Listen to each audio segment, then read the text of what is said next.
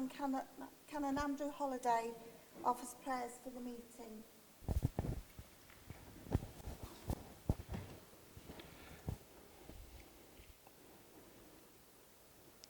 As we gather this evening, let us pray for those for whom we represent and those whom we're called to serve. For members of the Cabinet and for the decisions that they make. For the officers of this council.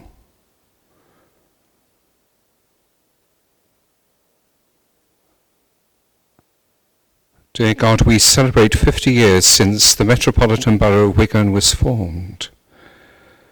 We thank you for all the good things in our borough. Help us to embrace different cultures, be friends with everyone, to make the borough where all feel welcomed, celebrating our diversity, guiding us to respect and understand all, making our community even better. Thank you that you are always with us. Through Jesus Christ our Lord. Amen.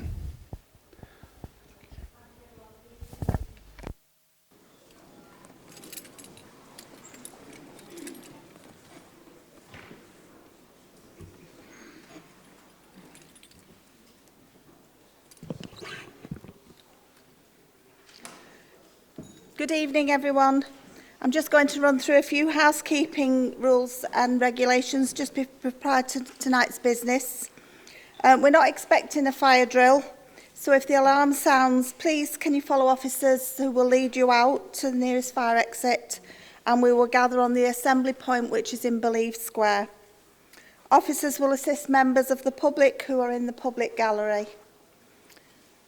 Increasingly, I've observed instances of talking across the chamber and interrupting business of this meeting. Other members and of the Mayor as well. This meeting is called to ensure that the business of the Council is conducted for the benefit of all citizens of the borough. Under my tenure, I will not tolerate any disregard of the protocol that is expected at all our meetings. The Council's constitution has procedures for speaking, and when members should not speak to allow council business to be dealt with efficiently and to provide for mutual respect and courtesy towards members. These procedures should be followed at all times. Therefore, can I remind members of the need to respect each other, and I will chair these meetings fairly and show impartiality. Members of the public are welcome, but should be aware that they should not interrupt or disrupt any of the proceedings. Disruption may result in removal from the public gallery or an adjournment of the meeting in accordance with Rules 18 and 19 of the Council's Rules of Procedure in the Constitution. The rules of conduct for the meeting have been circulated to all members in advance of this meeting. Item number 2 on your agenda. Minutes of the last meeting held on the 22nd of May. Oh, sorry, apologies. Alison, do we have any apologies? Sorry, folks. Thank you, Madam Mayor. We do have apologies this evening. We have apologies from Councillor Dorber, Councillor Gallagher, Councillor Harding, Councillor Ramsdale and Councillor Raymond. Do we have any further apologies this evening? Thank you. Thank you. Thank you. Thank you. Thank you. Thank you, Madam Mayor. Thank you. Item number 2, minutes of the meeting held on the 22nd of May. I move the acceptance of the minutes of the AGM held on the 22nd of May as a correct record. Leader, do you wish to second? Happy to second, Madam Mayor. So I'll put the minutes to the vote, please. All those in favour of accepting the minutes, please show. Anyone against? Any abstentions, please? Thank you. The minutes are accepted. Announcements. The first one is the by-election in Lee South. I would like to take this opportunity to welcome Councillor Karen to the Chamber. Councillor Karen was elected to the Lee South seat by a by-election following the resignation of former Councillor John O'Brien. There is a meeting of the Honorary Alderman's Nominations Committee tomorrow to discuss former Councillor O'Brien, and a report will come to the next meeting of full council, where all members will then have an opportunity to offer tributes.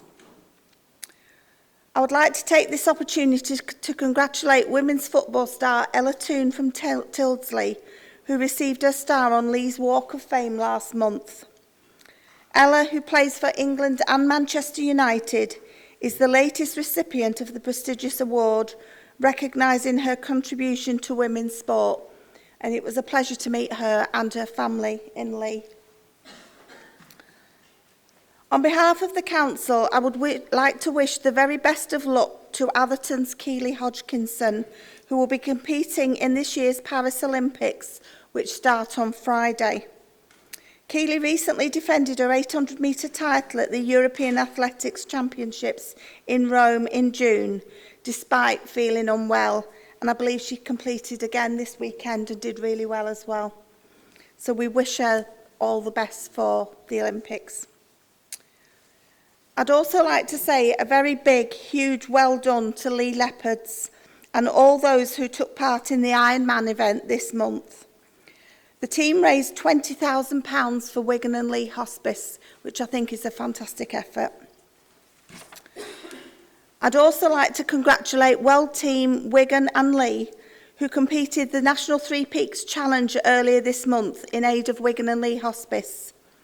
The team, which was comprised of council staff and partners, are attempting to raise £100,000 this year for the hospice. On behalf of the council, I wish them the very best of luck, and I hope they don't get me up at 6 o'clock in the morning to wave them off again. I would like to take this opportunity now to congratulate everyone who received an honour from the King. Firstly, our own Chief Executive, Alison Mackenzie-Folan, who received an OBE for her outstanding contributions to local government. Congratulations, Alison. Also, Mary Lyon, who received a BEM for services to advocating for scientific research and improving patient safety for women. And finally, Jane Acton, who received an MBE for services to children and families. On behalf of the Council, I would like to offer my congratulations to everyone on receiving such a prestigious award. Declarations of interest. All members have been provided by the Monitoring Officer of the relevant guidance. Members are asked to consider relevant interests for the purpose of this meeting, and if there are any interests declared, members must leave the room during the relevant item. Please fill out the form on your agenda and return this to Democratic Service officers at the end of this meeting. Item 5 on your agenda is the update from Cabinet portfolio holders. I now invite the relevant Cabinet portfolio holders to deliver their updates. I have Councillor Anderton first. Thank you, Madam Mayor, for allowing me to speak. Firstly, can I just welcome the new government's focus on community safety, and in particular the crime and policing bill, which will give new powers to tackle antisocial behaviour and also make assaulting shop workers a specific offence. Further to that as well, in an incident that touched this borough around the Manchester Arena bombings, the Terrorism Protection of Premises Bill is absolutely welcome to enact Martin's Law here, requiring large venues to put in place procedures that will deal with the threat of terrorism. But also a Victims Court and Public Prosecution Bill that will ensure the new rules requiring offenders to kind of go to their sentencing hearings and strip parental rights from anyone who's convicted of child sexual offences. Really looking forward to getting stuck in onto these priorities with our dedicated council officers as well within our community safety partnership. Turning to our borough, I do want to acknowledge the incidents that have occurred in Wigan Town Centre in particular since we last met as a full council. One taking place in Mains Park and one taking place last week outside the bus station. I want on record, and I hope everyone would join me in saying that I condemn these acts of antisocial behaviour and serious violence within our town centres, within our communities and within any neighbourhood across this borough. Simply put, there is no place for this here, no matter what your background, known or unknown. I want to thank the police. I want to thank Central Watch as well, because they acted swiftly to work together to bring both incidents to a close, to detain those individuals involved as well, and then we can get on with the criminal justice system. It's testament to the partnership and the strong collaborative culture that we have across our community safety partnership, meaning that we can progress with unity. Furthermore, I want to remind everyone in this chamber, you're all local leaders. You're leaders via your elected positions. And you need to support our emergency services and ensure that you are objective in your assessments of any incidents that take place, and ensure that you're in receipt of the full facts. Make sure that you're not just jumping very quickly to get some clicks and likes. This is so we do not stoke any unnecessary fear, divisions, or unintended consequences like vigilantism. An eye for an eye does not work. Everyone would be blind if that was the case. Within our borough, instead, it's about waiting patiently, gathering all the facts, working openly with the authorities to gather all information and help reassure and collect all the evidence we can to ensure a strong case is brought before those who seek to break the law. Dining out on such incidents is only going to enhance the decline of people coming into our town centres not feeling safe. It only erodes confidence, and it erodes that cooperation that we so evidently need between the public, the authorities, the local authority, and that community safety partnership as well. That really brings about justice. Without that cooperation, we're not going to get these things to where they need to be. Instead, we should be acknowledging the actions of those who keep us safe and encourage unity, cooperation, and build strong cases to keep everyone safe in this borough. So if there is a particular incident, get the full facts. We can get that information for you as well. Examine those facts. Look at them objectively. Maintain the public's trust by working with rather than against, and maintain integrity. Yes, point out some mistakes where they happen. Encourage learning and accountability as well. Secondly, I just want to turn to the Renters' Rights Bill. Now, you know I'm not the housing portfolio holder, but I think there's a really key message in here when it comes to community safety as well. The fact that we're now going ahead and banning Section 21 no-fault evictions, a well overdue ban, one that was promised in 2017, 2019, and it's took a Labour government in 2024 to deliver this. Long, long overdue. More locally, I want to focus on the Greater Manchester Good Landlord Charter that will seek to work in cooperation with this as well, which comes at a time when renters are facing extreme stress, more stress than ever before, and also where building is not keeping up with the changing demands and the increased demand on the housing system. But that Good Landlord Charter is going to seek to raise renting standards across Greater Manchester, including our borough as well. It's about supporting landlords, not prescribing to them, but working with them, so that we can raise minimum standards, higher standards, in order to meet the minimum requirements of law. There are 7 founding principles, but I want to target 3 of them in particular. One that is private and secure, that a tenant should be reasonably free to enjoy their home and make it their own. There's a big role for community safety in that, and cohesion. Safe and decent, that a tenant should be able to live free from physical and psychological discomfort within their home as well. Having a good neighbourhood, having good neighbours. And a well-managed, which kind of captures everything we want in our private sector housing, as well as our council housing. A landlord that is competent and uses a competent management agent, should you be using a third party to do that.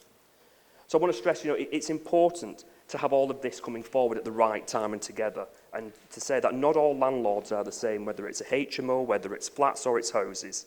It's about working proactively with people rather than prescribing to people. Thank you.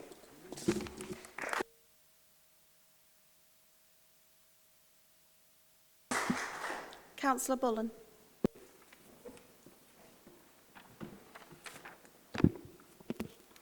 Thank you, Madam Mayor, for allowing me to speak. Madam Mayor, for my update this evening, I'm going to take a look forward to the missions of Progress with Unity and the new era for the borough, and show how the Directorate of Children's Services is tackling long-term inequalities, which is one of the core missions of our new era. We know inequalities impact on the lives of many children and families across Wigan Borough. Almost 1 in 5 children living in poverty. In our children's services, we aim to help all children fulfil their potential and prevent social and economic inequalities determining a child's life. This is done through ensuring all our children have a loving, secure and stable home, with access to outstanding educational opportunities, so they're able to realise their talents, interests and ambitions.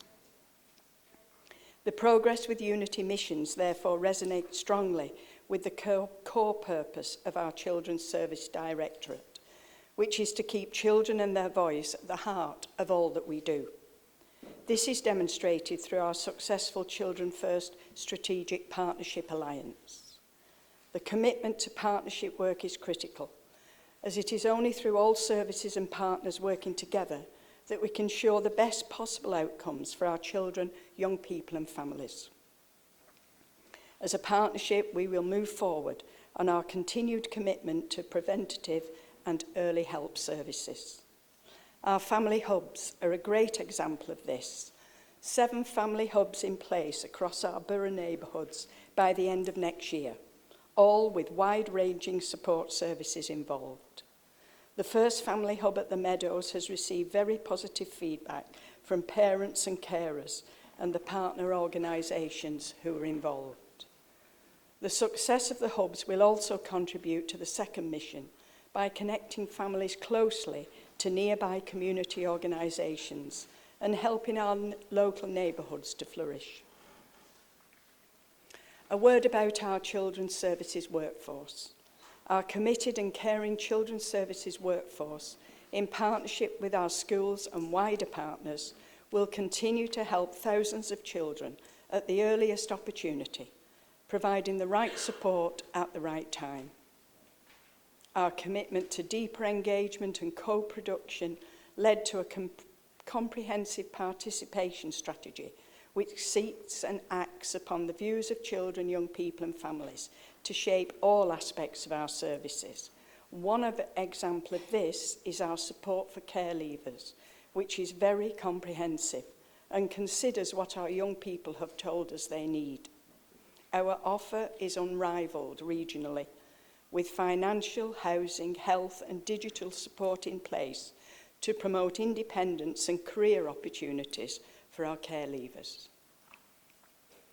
On education, I want to tell you about an exciting new project.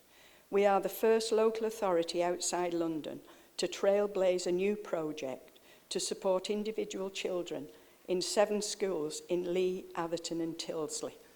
And I'll report more on that in the autumn, Madam Mayor.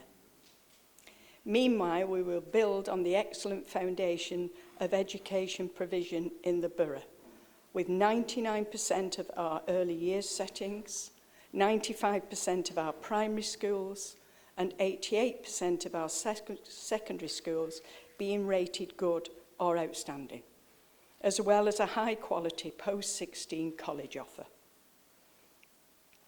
Key priorities going forward in education include improving attendance levels, supporting learners with special educational needs, and improving skills levels attainment post-16. With all of this important work and more on stream to be developed, our new era heralds a unique opportunity for all partners and public services to unite around the core missions. This will support our children, young people and families to be safe and live happy, healthy and successful lives here in the borough. Thank you, Madam Mayor.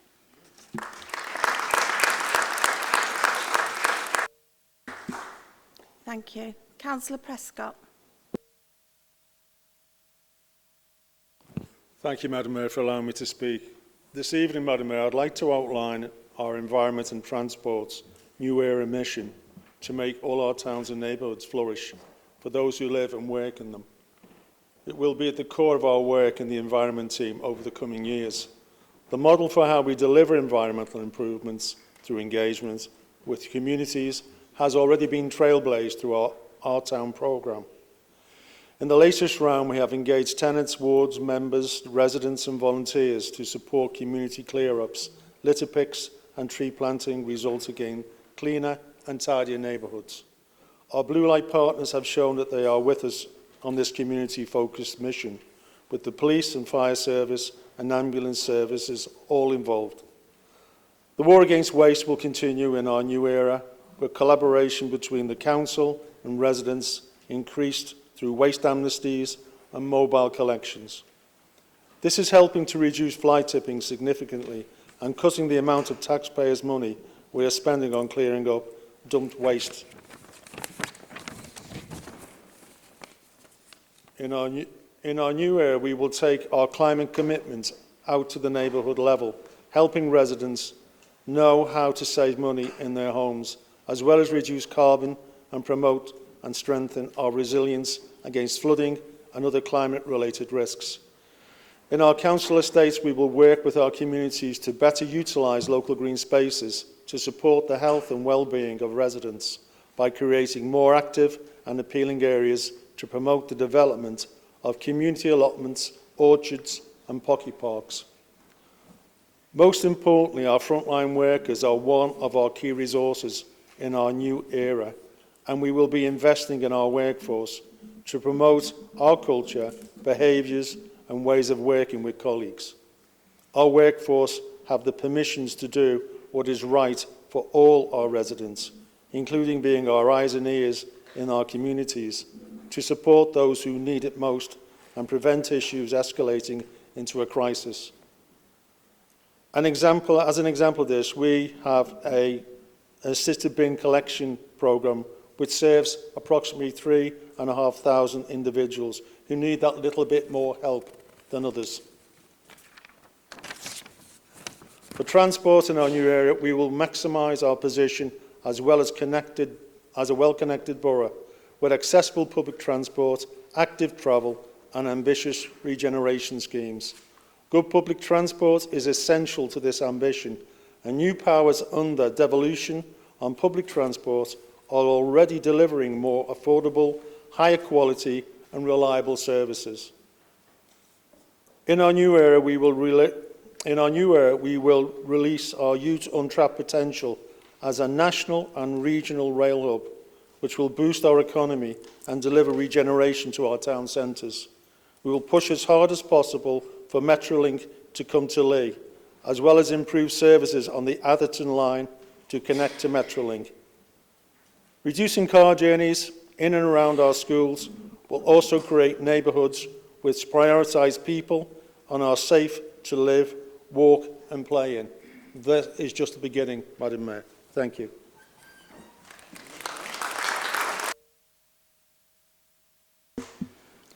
Councillor Gambles.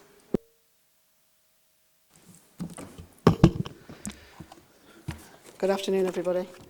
I just have to say I'm a bit giddy about this because at last we've got a government who actually is giving housing and welfare the priority it deserves, which we've heard in the King's speech. There's so much that we can get on with now, which is absolutely superb. And I'm more determined than ever to continue to improve the life chances of residents by raising the quality of our housing and reducing inequalities across the borough, of which we have a lot. Now, one of the bills included in the King's speech was the abolition of the Section 21 notice, which my colleague, Councillor Anderton, has mentioned, and the no-fault evictions. Now, sadly, 65% of the tenants 65% of people and families that have presented to us as homeless over the last few months have been through the no-fault eviction, Section 21. And many will have to go into bed and breakfast accommodation. And it's not ideal. It has adverse health impacts, and it's also extremely bad for the children that are actually living in those properties, in the bed and breakfasts. So we are continuing to have new ways of preventing the use of hotel accommodation, and meaning that we're trying to get so that people have got their own kitchen facilities and so they can live independently until they actually get a home allocated to them. We, of course, need new homes, which is great. Again, it's on the agenda. And I'm pleased to say the teams have worked really hard not only on the bill that we already do, but also on the pipeline of stuff that we have from a council perspective. And it's council-led. It's going to provide high-quality accommodation to meet the demands on our waiting list. And I made it very clear at the meeting yesterday, actually, at the GM housing meeting, that Wigan are ready to go. We're ready to go. As soon as we get that green light, we are ready to go with the new bills in order to try and reduce our waiting list. And we've got a good track record with the Homes England because we're known to deliver. So that's one of the positives that we've got as well. And we've got ambitious plans in place to build these new, much-needed homes as soon as we can. We're also, from our existing perspective, from our tenancy at the moment, we're looking at providing, installing greener energies, increasing installation. We're trying to get the bills down of people who are living in the homes that we have. And we're trying to do that proactive approach. We're also engaging with private landlords as well. Again, my colleague Councillor Anderton has mentioned about the Good Landlord Charter, and that's given us a real opportunity to have conversations with landlords. We're already ahead of the game, really, in that respect, because we've already got 89 good ethical landlords that actually work with us. So we're in a good place. So we're going to be continuing working with them and trying to make as much as we can. So we've got a public and private sector offer for our residents.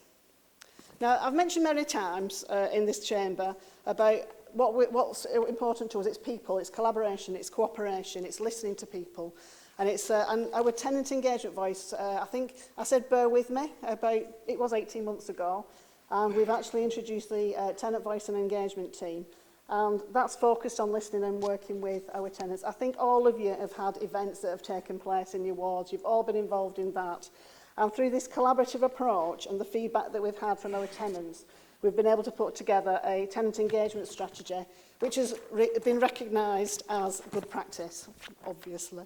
So we're really pleased about that, and there's so much activity going on. In fact, there's a schemes at the moment, Better Connected Communities. We'll try and get the dates out to you that's in your wards, so it gives you a chance to come along and meet some tenants and residents and tell them a little bit about what we're doing as a council.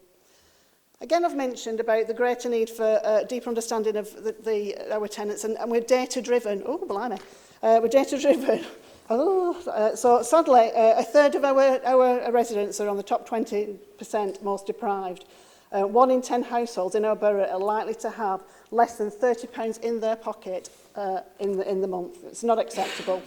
And yet the response to what we've done, as you know about the data-led approach and the income maximisation, we've actually nearly touched £4 million that we've actually been able to identify to get back into people's pockets, long-term, continuous. It's not just a one-off, it's continuous.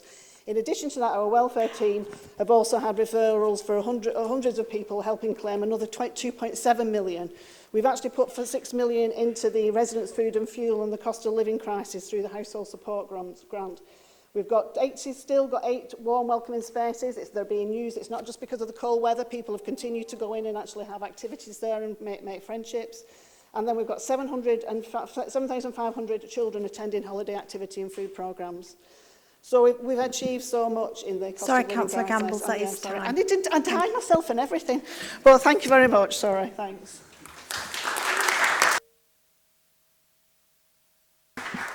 Leader. Thank you, Madam Mayor. Obviously, things have changed slightly in the last few weeks, and certainly the King's speech a couple of weeks ago now, is it 17th? Is it 17th of July? Things changed again, and certainly when we look at our agenda tonight of motions and questions, probably 1 or 2 have been superseded by the King's speech. But one particular part that I was interested in most is because we, in my opinion, set the bar. And that was apprenticeships. We made a strong commitment, going as far back as 2010, that we would set a standard where we would take apprentices on. And budget after budget, we've always made that commitment for apprenticeships, not only here in the council, but also supporting businesses within the borough. I am now pleased that Skills England Board, which will be set up, will make it even a better opportunity for people who want to take apprenticeships and the support that we will be able to give them.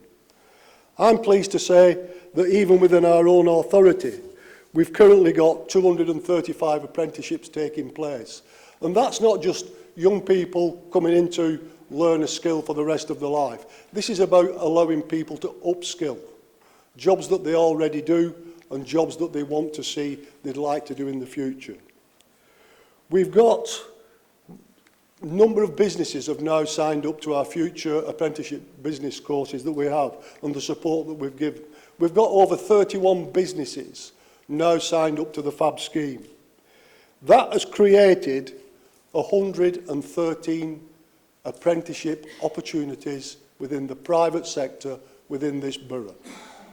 Some businesses want more than one apprentice, and these are now going through the board for approval. But what I would just like to repeat, it's all because of the commitment of this council and the support we've had from this council to continue to finance and support an apprenticeship programme, not just in this council, but in the borough. And can I just remind people in this chamber tonight, not all of you have always supported that.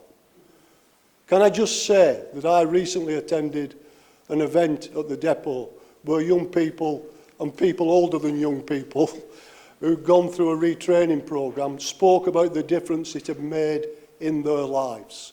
Not just for them, but for the families. And I'm proud to say that everybody in our group supported the funding that we placed there to create these opportunities. So thank you from me.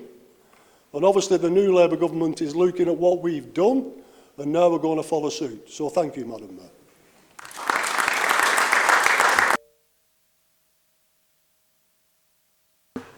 Can I thank all Cabinet portfolios for their updates. Item 6A on the agenda. Following the report to Annual Council in May, a seat on both the Licensing and Regulation Committees remain vacant. These positions have not been filled after a 3-week vacancy in accordance with the provisions of Section 15 of the Local Government Regulations Act 1990. Following correspondence with group leaders, nominations have been received for Councillors Fish and Councillor McSteen. I will now put the nominations to the vote. All those in favour of Councillor Fish, please raise your hands.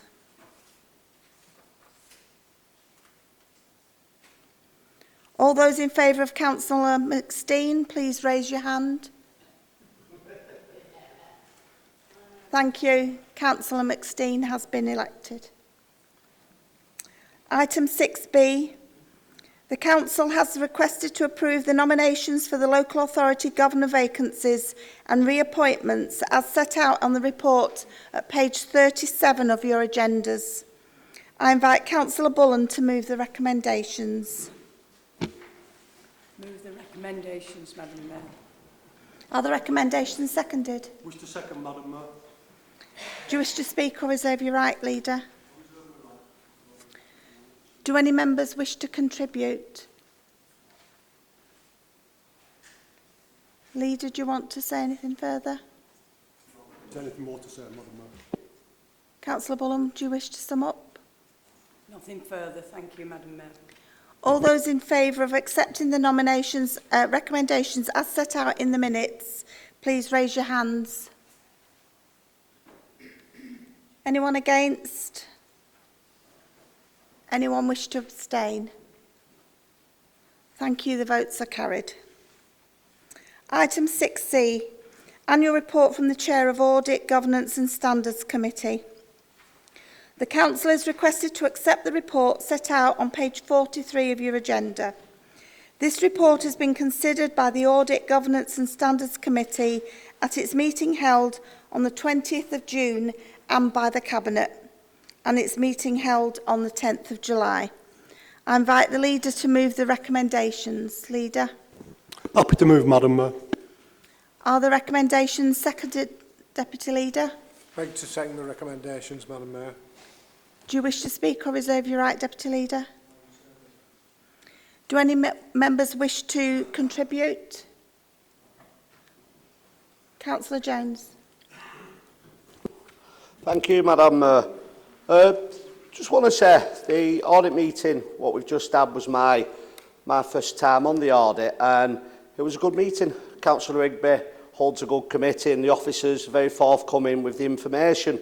Just one thing I want to bring up, which was a slight concern to me, and that was, it was announced that we're making savings of around 300 and something thousand pound, £4,000 per resident, by simply taking the name off the council housing waiting list.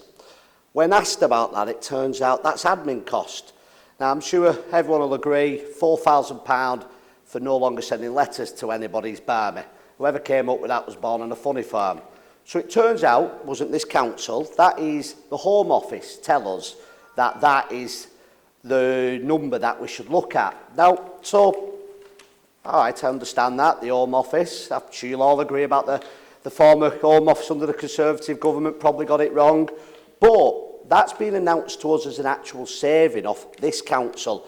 So all I want us to do is just look at, we may get recommendations, but let's not put that to councillors as if that's actual savings that we've had, because we're never saving 300 and something thousand pound by taking people's names. I think it was 100 and something people we took off the waiting list, Madam, and we're claiming we're saving that type of money. But by that, it was a fantastic meeting to go to. Thank you very much.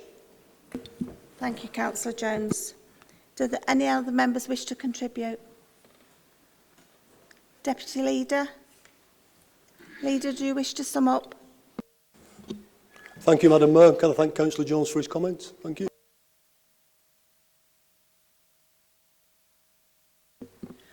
All those in favour of accepting the recommendations as set out in the report, please show your hands. Anyone against? Anyone wishing to abstain? Thank you. The vote is carried. Item 6D. The Council is requested to accept the report set out at page 57 of your agenda. This report was considered by the Cabinet at its meeting on the 10th of July. I invite the Leader to move the recommendations. Leader. Happy to move, Madam Mayor. Are there recommendations seconded, Deputy Leader? Beg to second, Madam Mayor.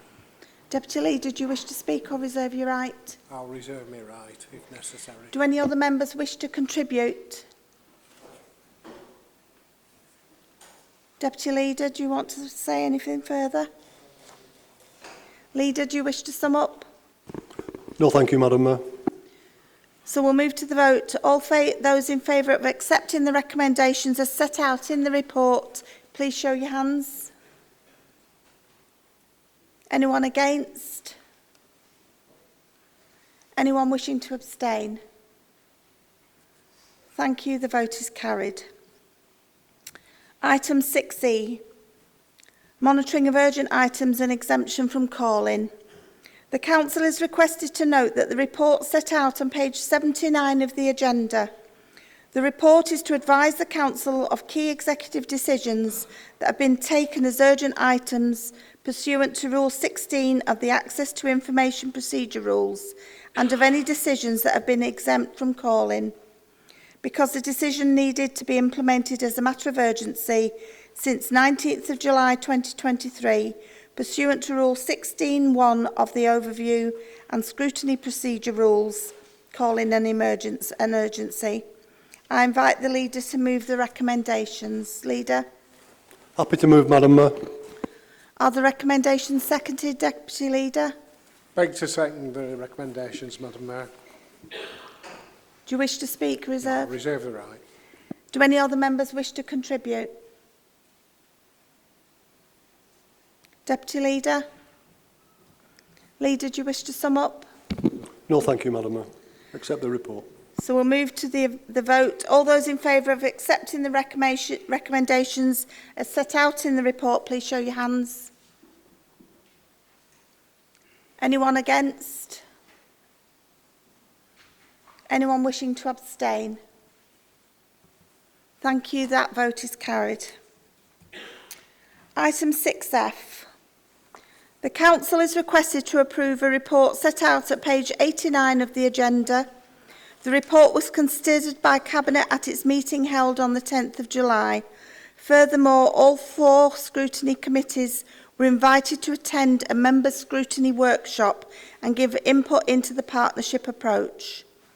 I invite the Leader to move the recommendations. Leader. Happy to move, Madam Mayor. Are the recommendations seconded, Deputy Leader? Beg to second the recommendations, Madam Mayor. Do you wish to speak or reserve I'll your right? reserve the right. Thank you. Do any members wish to contribute? No. Deputy Leader? Leader, do you wish to sum up? Happy to move the report, Madam Mayor. All those in accepting the recommendations as set out in the report, please show your hands. Anyone against? Anyone wishing to abstain? Thank you. That vote is also carried. Item 7A.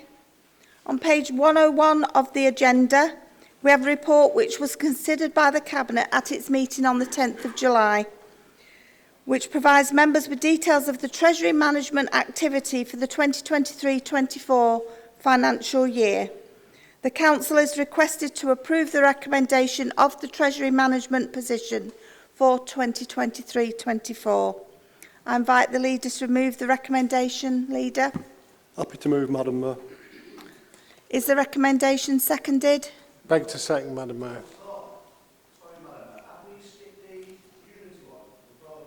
No, you just voted on it.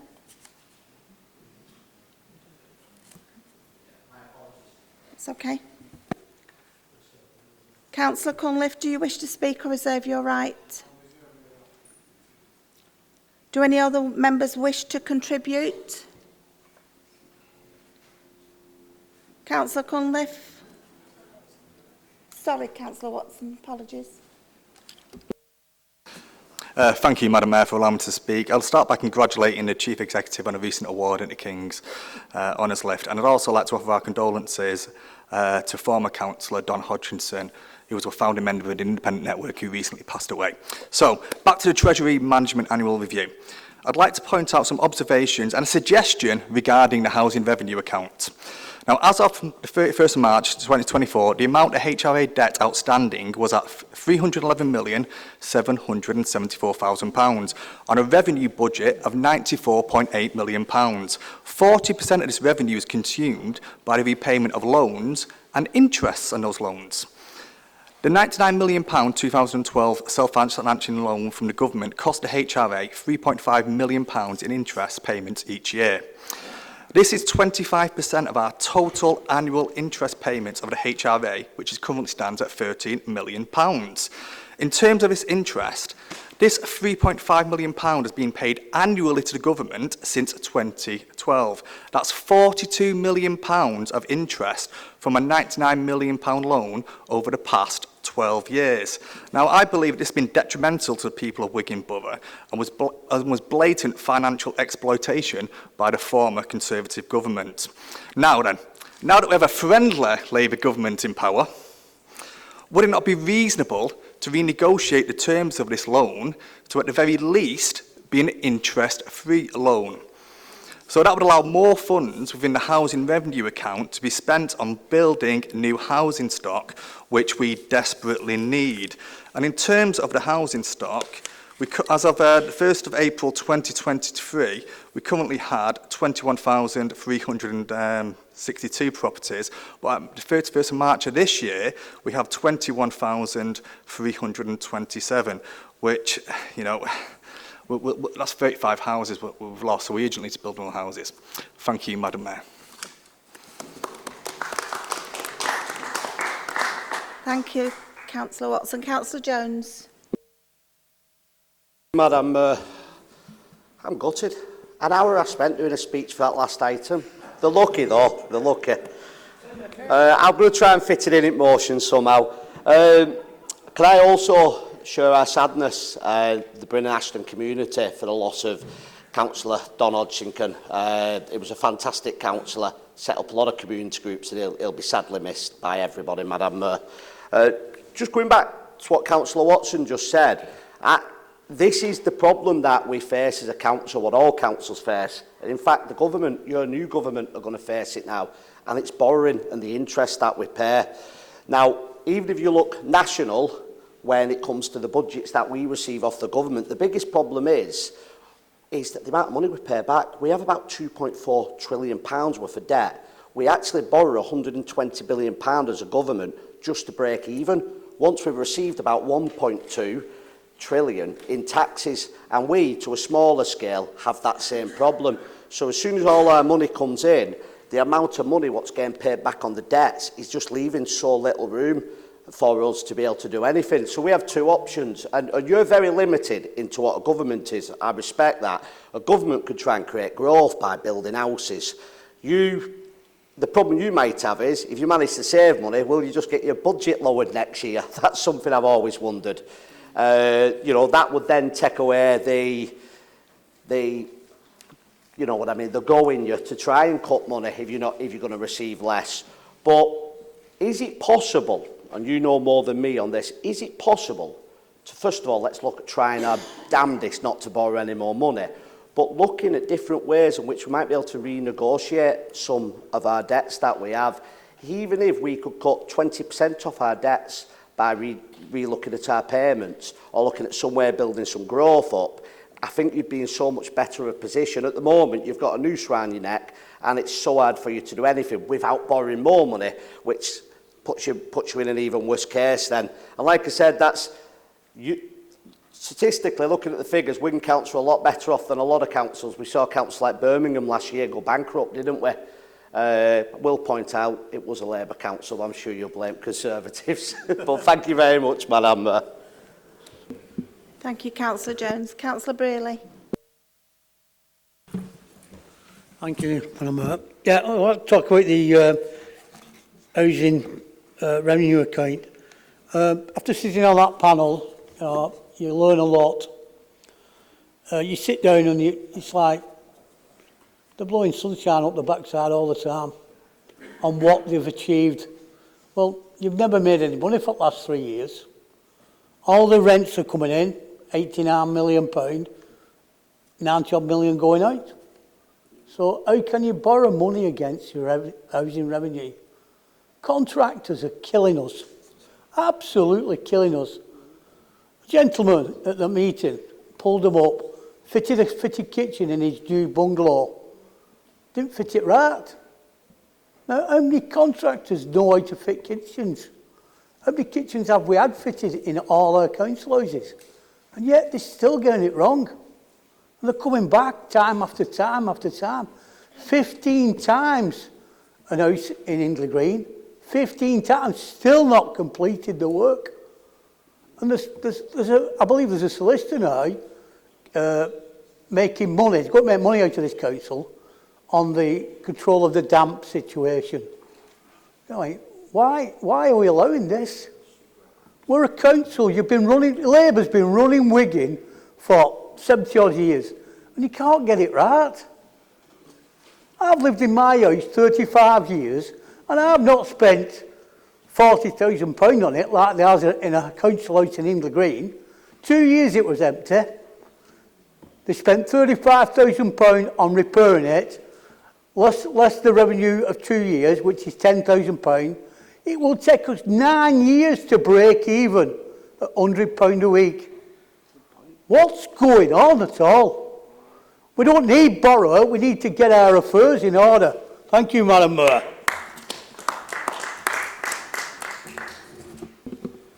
Councillor Cunliffe, do you wish to? Well, I can't resist this time. I'm not quite sure what all this has got to do with the Treasury Management Annual Review, but we've gone into the housing revenue account, and Councillor Watson talks about the amount of debt that's in. And remember, nearly 100 million we were forced to borrow in order to pay off the government. So of that £300 million debt on the housing revenue account, nearly a third of it is related to that government loan. And we had to take it out. They forced us to take it. Not just Wigan Council, they forced other councils to take it out. And so the interest that's paid on the housing revenue account, now bear in mind that the housing revenue account is completely separate from the general fund. Its only income is housing rents, and its only expenditure can be on our council housing. And we have a responsibility to maintain that housing and ensure those houses are kept up to standard as much as possible.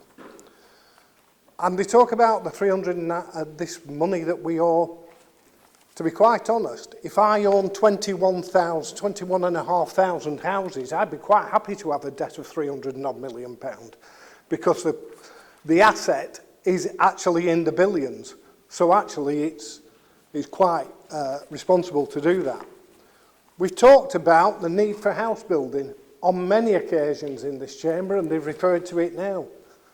The only way the council can build council houses is from the housing revenue account.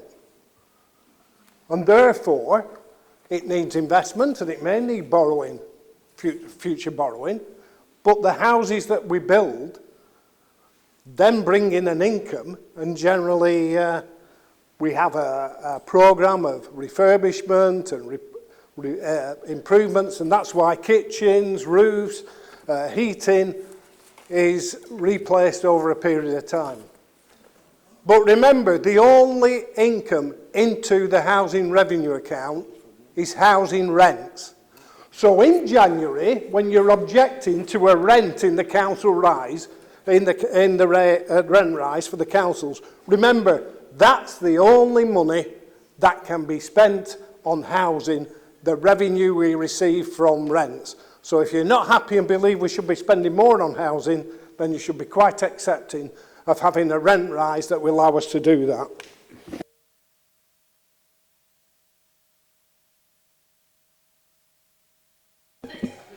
Leader, do you wish to sum up? Yeah, just very quickly, Madam. I'm just pleased that Councillor Braley is learning something. No, you said it, not me. So can I just say, Madam Mayor, just following on from the Deputy Leader, I think he's explained it quite clearly. And what disappoints me sometimes, it's been explained on numerous occasions in terms of the housing revenue account. So, Madam Mayor, I'm more than happy to move the report. We'll move to the vote then. All those in favour of accepting the recommendation as set out in the report, please raise your hands. Any against? Any wishing to abstain? Thank you, the vote is carried. Item 7B. The Council is requested to approve the report set out in page 117 of the agenda for the implementation of a council tax empty property premium exemption policy that will provide certain criteria under which customers can apply for an exemption from long-term empty and second home council tax premiums. The report was considered by the Cabinet on its meeting on the 10th of July 2024. I invite the Leader to move the recommendation. Leader? Happy to move, Madam Mayor. Is the recommendation seconded? Beg to second, Madam Mayor. Do you wish to speak, Councillor Cunliffe, or reserve your right? Not. Do any other members wish to contribute? Councillor Jones? I think we should scrap this altogether, this premium charge. I think what we should do is we should just charge the person who owns the property the going rate that if a single person was in there, or even at worst, a couple in there. And I'll tell you why. I get it. I get why you do it. You don't want empty houses. So Councillor Gambles will definitely agree with this point, that empty houses doesn't help you in your job for getting people housed, and I get all that. But it's a slippery slope to authoritarian though, isn't it? You know, like, it comes across as like that bit of a Labour hate anybody who's done well. You own a second house, so if you don't put somebody in it, I'm going to charge you an absolute fortune. And sometimes people do fall on hard times, like, oh, you know, someone might get a little bit of a setback. Now, there is some changes coming in that if you're advertising it, they'll scrap it. So I think it's a move forward, Madam Mayor. But let's just be a little bit less authoritarian. And I know it's the Labour way, big government, nanny states, and you want to look after everybody. I'm a libertarian myself. I'm not into governments telling you how to live your life every second. And I will just say this, Councillor Molyneux, if this council has set the way for the government in anything, why didn't they trust you all to pick your own MP? Not one of you'll speak out, but I will. You had 3 good councillors. If I'd been a Labour councillor, I would have stood up to Keir Starmer and told him that we're picking one of our own. But I'm going slightly off there, so I'll leave it at that. Thank you, Madam Mayor. Councillor Brearley. Thank you. I wish to thank Councillor Mundy for that statement. I'm learning something. I've only been here 20 years. I mean, I've been elected 20 years. So obviously, I do better than some of these Labour lot in here, don't I? You know, especially them 2 Labour councillors in your ward. They've gone, haven't they? Councillor Brearley, can you stick to the point, please? Yeah. Right. Yeah, getting back onto this this question. I've got a young couple in my ward. It's a disgrace. £3,000 you're charging them for their home. And because they've not got a lot of money, because they're raising a family as well, they're both living with the parents, they've not much money for to do their house up, and yet this council is charging them £3,000. I've given them a way out. I've actually given them a way out. But they're frightened now, just in case the council prosecute them. Now, I'd like that this case to be raised with which department do I go to? Yeah, they will. I want a meeting with them. So can you tell me which person I need to deal with on this case, please? Thank you, Madam Mayor. Thank you, Councillor Brearley. Councillor Cunliffe. Oh, sorry. Councillor Walker.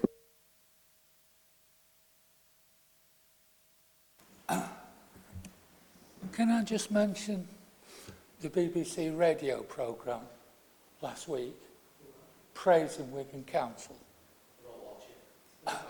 Well, you won't watch it, will you? But that probably sums up your intellect on issues like this. So just listen, will you? Because what this programme was about was exactly on this issue, about empty homes, and that there's, I think the figure was 1.6 million empty homes around the country. Empty homes that are not there because they're burnt down or because, don't get me wrong, I'm sure that they can all find a repair that's outstanding on them. But the programme was making the point that Wigan's making massive inroads into this and leading the country. And actually other people around the country are coming to look at why we're successful in taking out those empty homes. Now, one of the tricks that we don't do here at Wigan is call it a second home instead of an empty home. You know, part of the reality of that is that's a nice way of getting around the rules, but what it doesn't do is help the people of this borough get houses. Now, you've got a choice. You know, I'm not talking about the choice of not wanting to do any repairs, so we won't put the rent up. I'm talking about the choice of trying our best to deal with empty homes in this borough and the opportunities that that gives us. And for you to walk away from that opportunity is an abdication of your responsibility. Oh, I'm libertarian. Oh, I don't believe in the big state. The big state stops people, and around this borough, and Wigan and Lee are classic examples of it. When an empty house comes up in Wigan or Lee, guess what?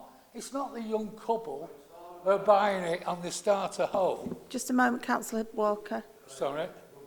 Speak through the mayor, not directly to each other. It's actually breaking rules. Thank you, Madam Mayor. Yeah. Okay. So the simple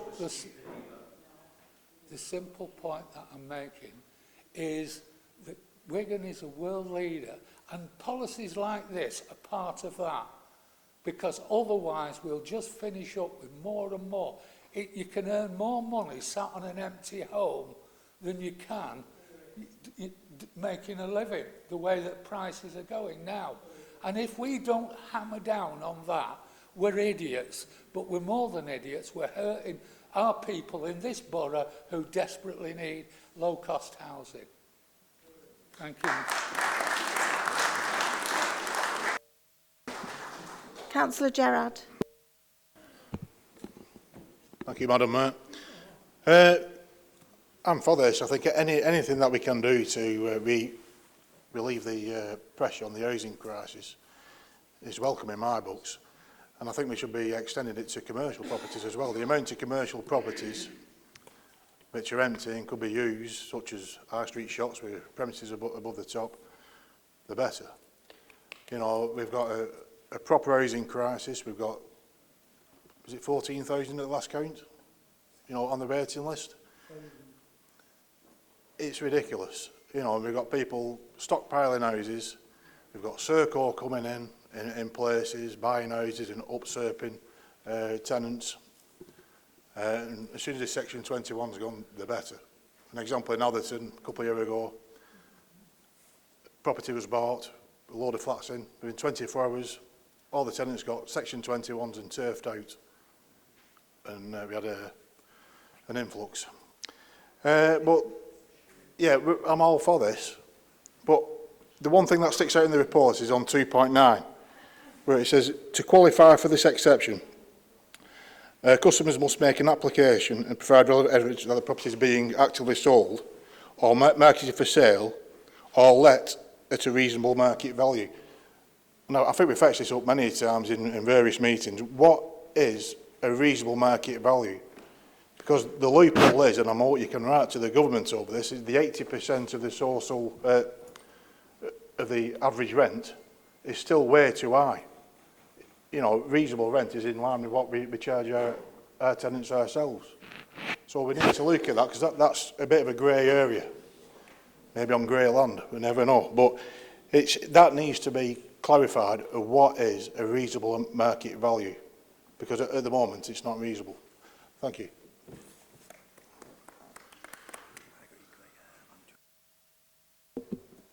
Thank you. Councillor Cunliffe, do you want to speak now? Just briefly. Thank you. I think Councillor Walker laid out how well this council's doing in terms of, and he's seen as a national leader in occupying or bringing back into use empty properties. And I think we've heard from Councillor Anderton and Councillor Gambles earlier on in this meeting about the steps we're taking and the measures we're taking. So I think that shows that Wigan Council is one of the leaders in dealing with this and would support this. But just in terms of Councillor Jones's comments, prior to the election, actually this council has 4 MPs that cover the area of the ward, of the borough, 3 whose constituency is wholly in the borough, and 1 who was Atherton but is now Astley Mossley Common, which is part of Worsley and Eccles, as opposed to being part of Bolton West. So we have 4 MPs, and for the last number of years we were served by 2 Labour MPs and 2 Conservative MPs. Can I say that as a result of this general election, I am absolutely delighted with the candidates and the 4 MPs we have for this borough now. Thank you. Leader, do you wish to sum up? I don't think I've anything to add, Madam Mayor. Happy to move the report. Thank you. All those in favour of accepting the recommendation as set out in the report, please show your hands. Anyone against? Anyone wishing to abstain? Thank you. The vote is carried. Item 7C. The Council is requested to approve the report set out on page 127 of the agenda around the continued disregard of war disablement pensions and war widows and the Armed Forces Compensation Scheme, income in the assessment of housing benefit. The report was considered by Cabinet at the meeting held on the 6th of June 2024. I invite the Leader to move the recommendation. Leader. Very happy to move the recommendation, Madam Mayor. Is the recommendation seconded? Incredibly happy to second the recommendation, Madam Mayor. Do you wish to speak now, Councillor Cunliffe? Do any other members wish to speak? Watson? Thank you, Madam Mayor, and I'm exceptionally delighted to speak on this. Now, all service personnel who've been injured in service or as a result of their service receive a modern times, not a medical pension, what's called a guaranteed income payment on discharge, and this is, as I was well aware, is not means tested. Now, I'm certain that all members will support this renewed policy, as it's in line with the Armed Forces Act 2021, which puts the emphasis on our veterans' aftercare on the local authority, but it also complements the Armed Forces Military Covenant, which states special consideration is appropriate for those who have given the most, such as the injured and bereaved. Now, I would just like to take this opportunity to remind all members that this council employs a fantastic Armed Forces caseworker in Gillian Birchall, and she's a diamond in the rough, Gillian is. So if you're not familiar with Gillian, please get in touch. She's brilliant for our armed forces. And I'd also just like to say to the leader, I welcome this, but we can and we should do more for our veterans community. Thank you, Madam Mayor.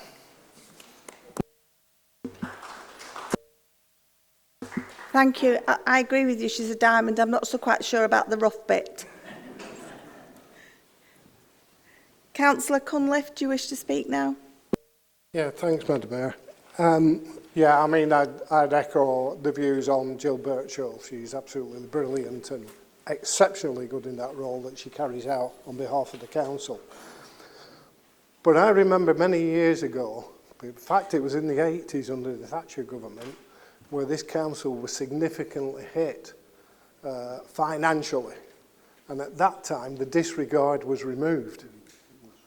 And when I first came onto this council, working within the Labour group with a number of other league councillors at the time, we actually argued and advocated for the council to re-implement the war pensions disregard. It took us a couple of years, but we were successful in doing that, and it's been retained ever since. But it is important that we continue to have this disregard, and I'm very pleased that we're continuing with that, because for those who fought for king and country, it is important that we recognise their contribution to this. And in terms of doing more for, and Councillor Watson was there, doing more for Armed Forces members and veterans, he was there when we opened the Lee Hub, the official opening of the Lee Hub by the Lord Lieutenant, and that's a great facility to add to the borough now, to have something on the eastern side of the borough that people can benefit from, that veterans can benefit from, and being based at Lee Spinners Mill. All the other activities and businesses that are occurring there, the cinema, the gym, the music centre, the arts, all those things, I'm sure that many veterans will enjoy getting involved in and be connected to. So there's great opportunities for development of that Lee Hub, and I look forward to seeing this in the future. But having fought for the war pensions disregard to be reinstated back in the 90s, I'm very glad that we're still maintaining that. Leader, do you wish to sum up? Thank you, Madam Mayor. Very quickly, thank you, Councillor Watson, for the comments, and certainly thank you to the Deputy Leader. I would expect everybody in this chamber will support this tonight. Thank you, Madam Mayor. Thank you. We'll move to the vote. All those in favour of accepting the recommendation as set out in the report? Anyone against? Anyone wishing to abstain? Thank you. The vote is carried.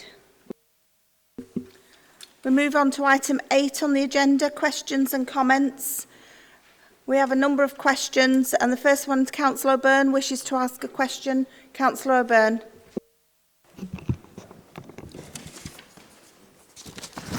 I mean, thank goodness they have already said, the Labour government, that they're going to get rid of Section 21 evictions.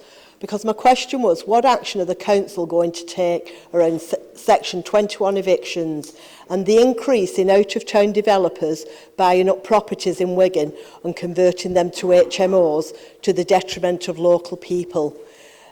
I don't know if you've just heard the protest outside. HMOs are destroying our communities. They're taking up housing from families, and they're also driving rents up to unmanageable rent rises. There's no council housing, and there's no it's becoming so that there's going to be no local places for people to buy. People are being moved out of their homes for other people. This has to stop. Now, we're talking about out-of-town landlords, which I have quite a lot of dealings with, not able to get hold of them, not maintaining the properties, but also Serco. What are we doing about Serco? Because they don't maintain the properties.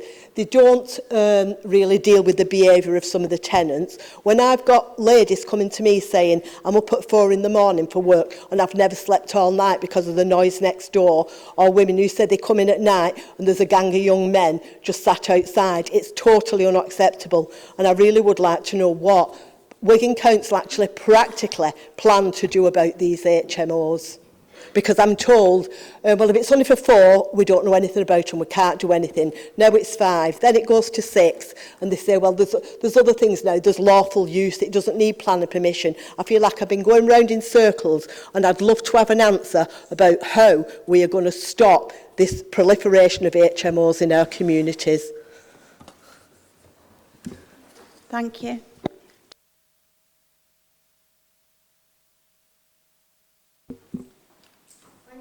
Burn, for your question. I had prepared an answer to the question that was in the papers, but obviously you've actually extended it quite significantly. So rather than me take up the time, I'm going to write to you in response to that. But you've sent me an email. I'm assuming some of that's in there.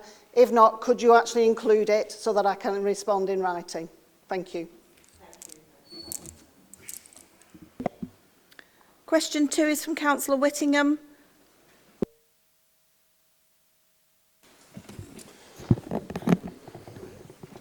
Thank you, Madam Mayor.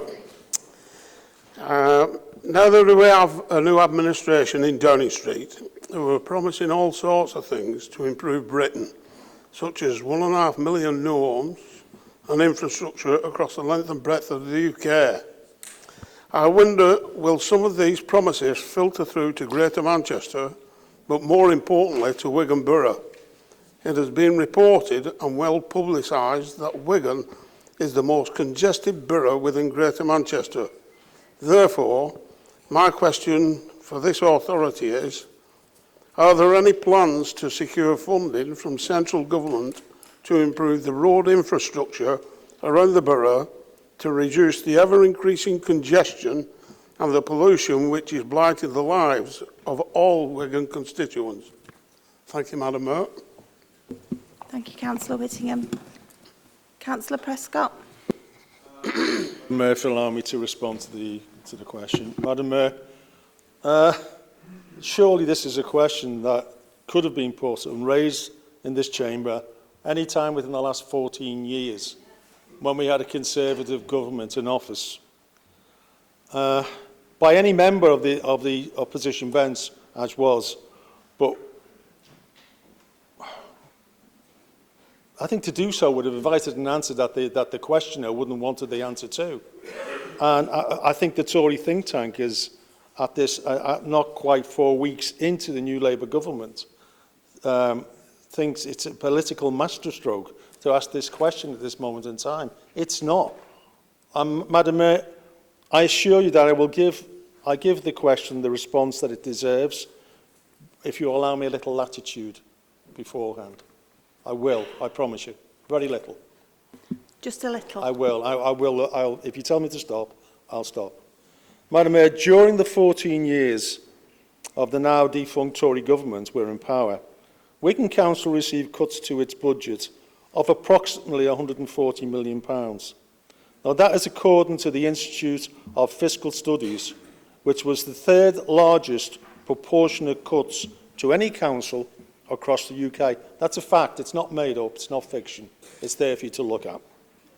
So keeping that in mind, and in relation to the councillor's belated concerns for our highways infrastructure and the other issues raised in his question, and as an example of the submissions made at that time to his government to address those issues he raises in the chamber tonight, and as an example, we submitted a housing infrastructure bid to the then Conservative government. If it had been approved, it would have gone a long way to unlocking brownfield housing land, and it would have helped reduce the congestion and, with free-flowing traffic, improve air quality in this borough. But the then Tory government refused that bid, as they did on many other occasions, pursuing their policy of refusal and cuts towards Wigan and its people, those that this council is now so concerned about. With regard to highways funding requests to government, I can, Madam Mayor, inform members that at this moment in time, we have active bids for large major funding from the Department of Transport, which, if approved, will enhance our east-west connectivity, helping to reduce congestion and, with improved traffic flow, improve the air quality. The Labour government has said that it will give funding settlements to fix our broken roads system, which is far more than the previous government said or indeed ever did. Thank you, Madam Mayor.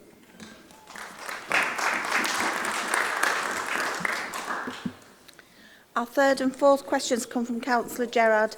Can we have them one at a time, Councillor Gerard, please? Just the first question first. Thank you, Madam Mayor. It's like I've been abandoned here, I don't know.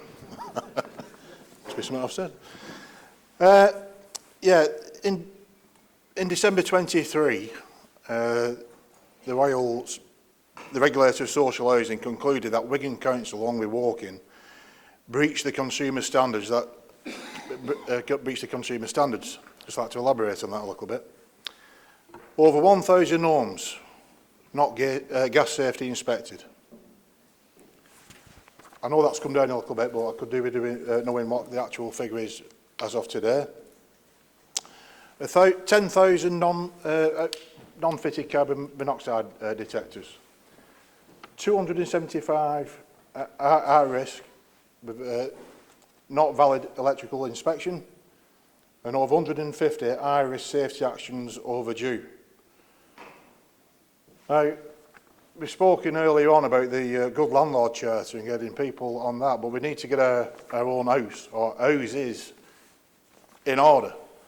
This on top of the amount of void properties we've got, with the amount of backlog of repairs that Councillor Briley spoke about, maybe off record. But it's just not acceptable. We need to be assured as councillors that the council are doing everything they can before implementing this good landlord charter. This is not acceptable, and I'm just hoping we can do everything we can not to have this kind of report again in the future. So the question is, can we be assured that this will not be allowed to happen again? Thank you. Do you want to ask your second question and we'll get the responses together now? One at a time. Not one at a time, no. Sorry, I meant that not to put them together. Yeah, apologies. I didn't make it clear. Every council meeting you change. Get your exercise in. Right, the second question. Caught me off guard there. Must be a tactic. It's no secret that our surroundings significantly influence our state of mind. Free of litter, pollution, clutter creates a positive attitude. It improves mental health, reduces stress and instills a sense of pride.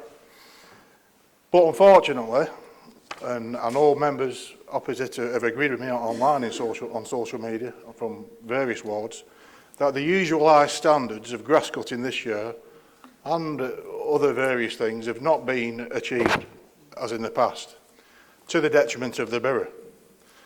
For example, if you go around some places now, the grass got that long before it was cut. I know we're using the weather, and it has been wet weather, as an excuse. When I go and travel see my daughter up in Northumbria, where it's just as wet, but it's not as bad. You know, so what are they doing right and we are doing wrong? In Agfull now at the moment, you'd think we'd had a drought. You know, it was the grass was that long and been cut and left. It's killed all the grass underneath. You know, probably it's the same in other areas. You know, it looks like we've had a drought. You know, and the reservoirs are overflowing. You know, so can the leader ensure that this is addressed for the rest of this year and it's brought up to standard pretty quick, and whatever the problems next year, barring the weather, such as underfunding, understaffing is addressed, and we don't allow our streets and estates to get in this state again. Thank you. Thank you, Councillor Gerrard. Do we have a response?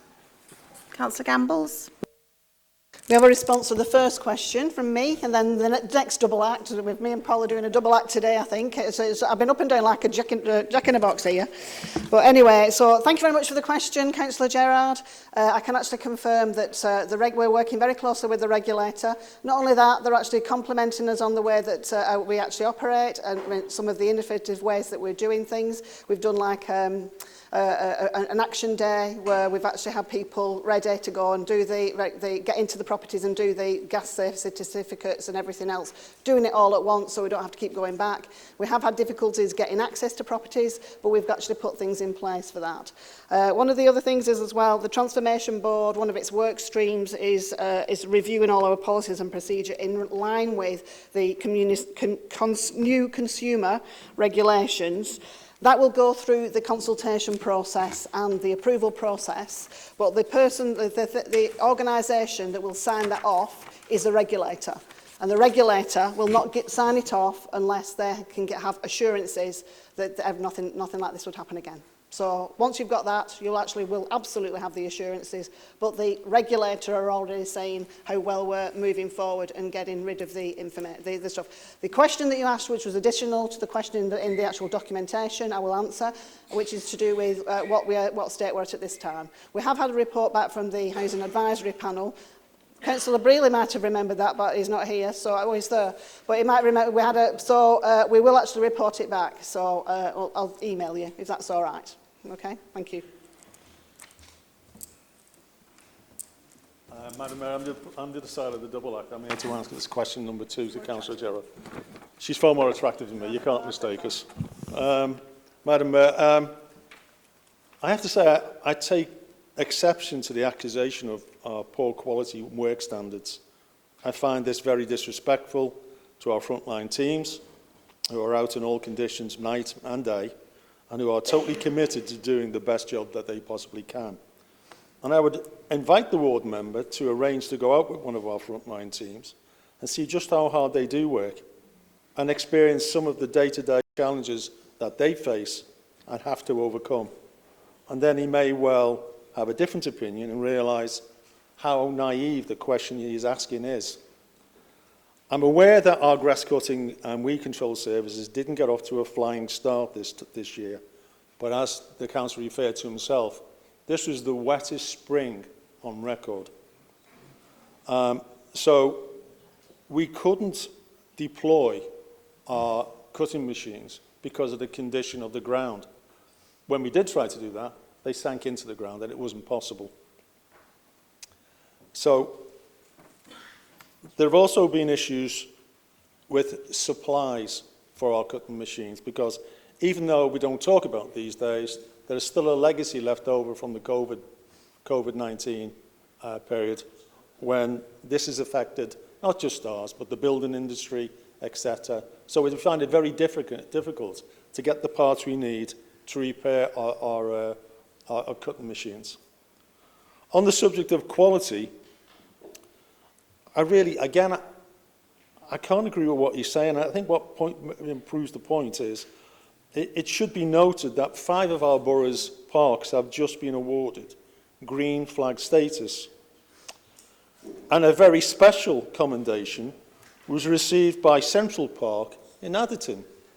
That's your ward, councillor. And that was... Well, it's a question, you can't interrupt. Well, if I'm wrong, tell me I'm wrong.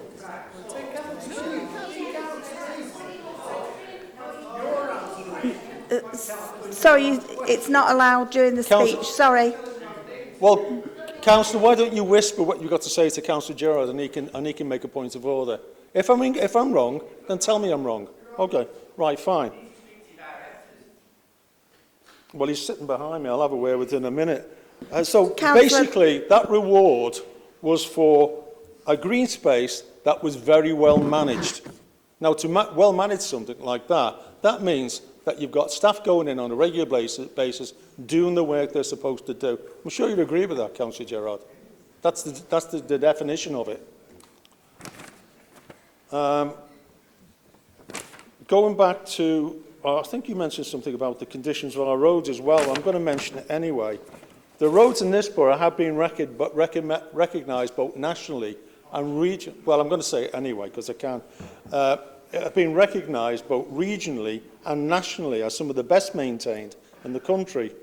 And we are only one of a few councils in this country who no longer have a significant backlog of housing repairs. That's an old favourite of yours. In short, Madam Mayor, we should be praising our workforce for their efforts and not taking cheap shots at their expense. Thank you, Madam Mayor.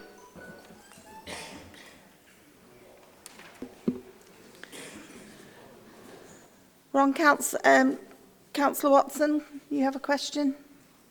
Thank you, Madam Mayor, for allowing me to ask this question on the housing allocation policy. So if I may, I'd like to add just a little bit of context to this question. Now, there are over 16,000 families bidding on social housing in Wigan Borough and a housing stock little over 21,000.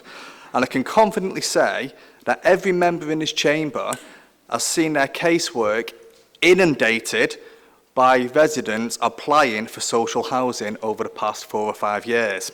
Now, as Councillor Gambles has already highlighted, we are one of the lowest earning boroughs in the country, with 33% of people in Wigan living in the 20% most deprived areas of England. Now, adding to this, 17.4% of our children are living in poverty. Now, the lack of social housing has seen the private rental market increase by 25% in the past 3 years alone.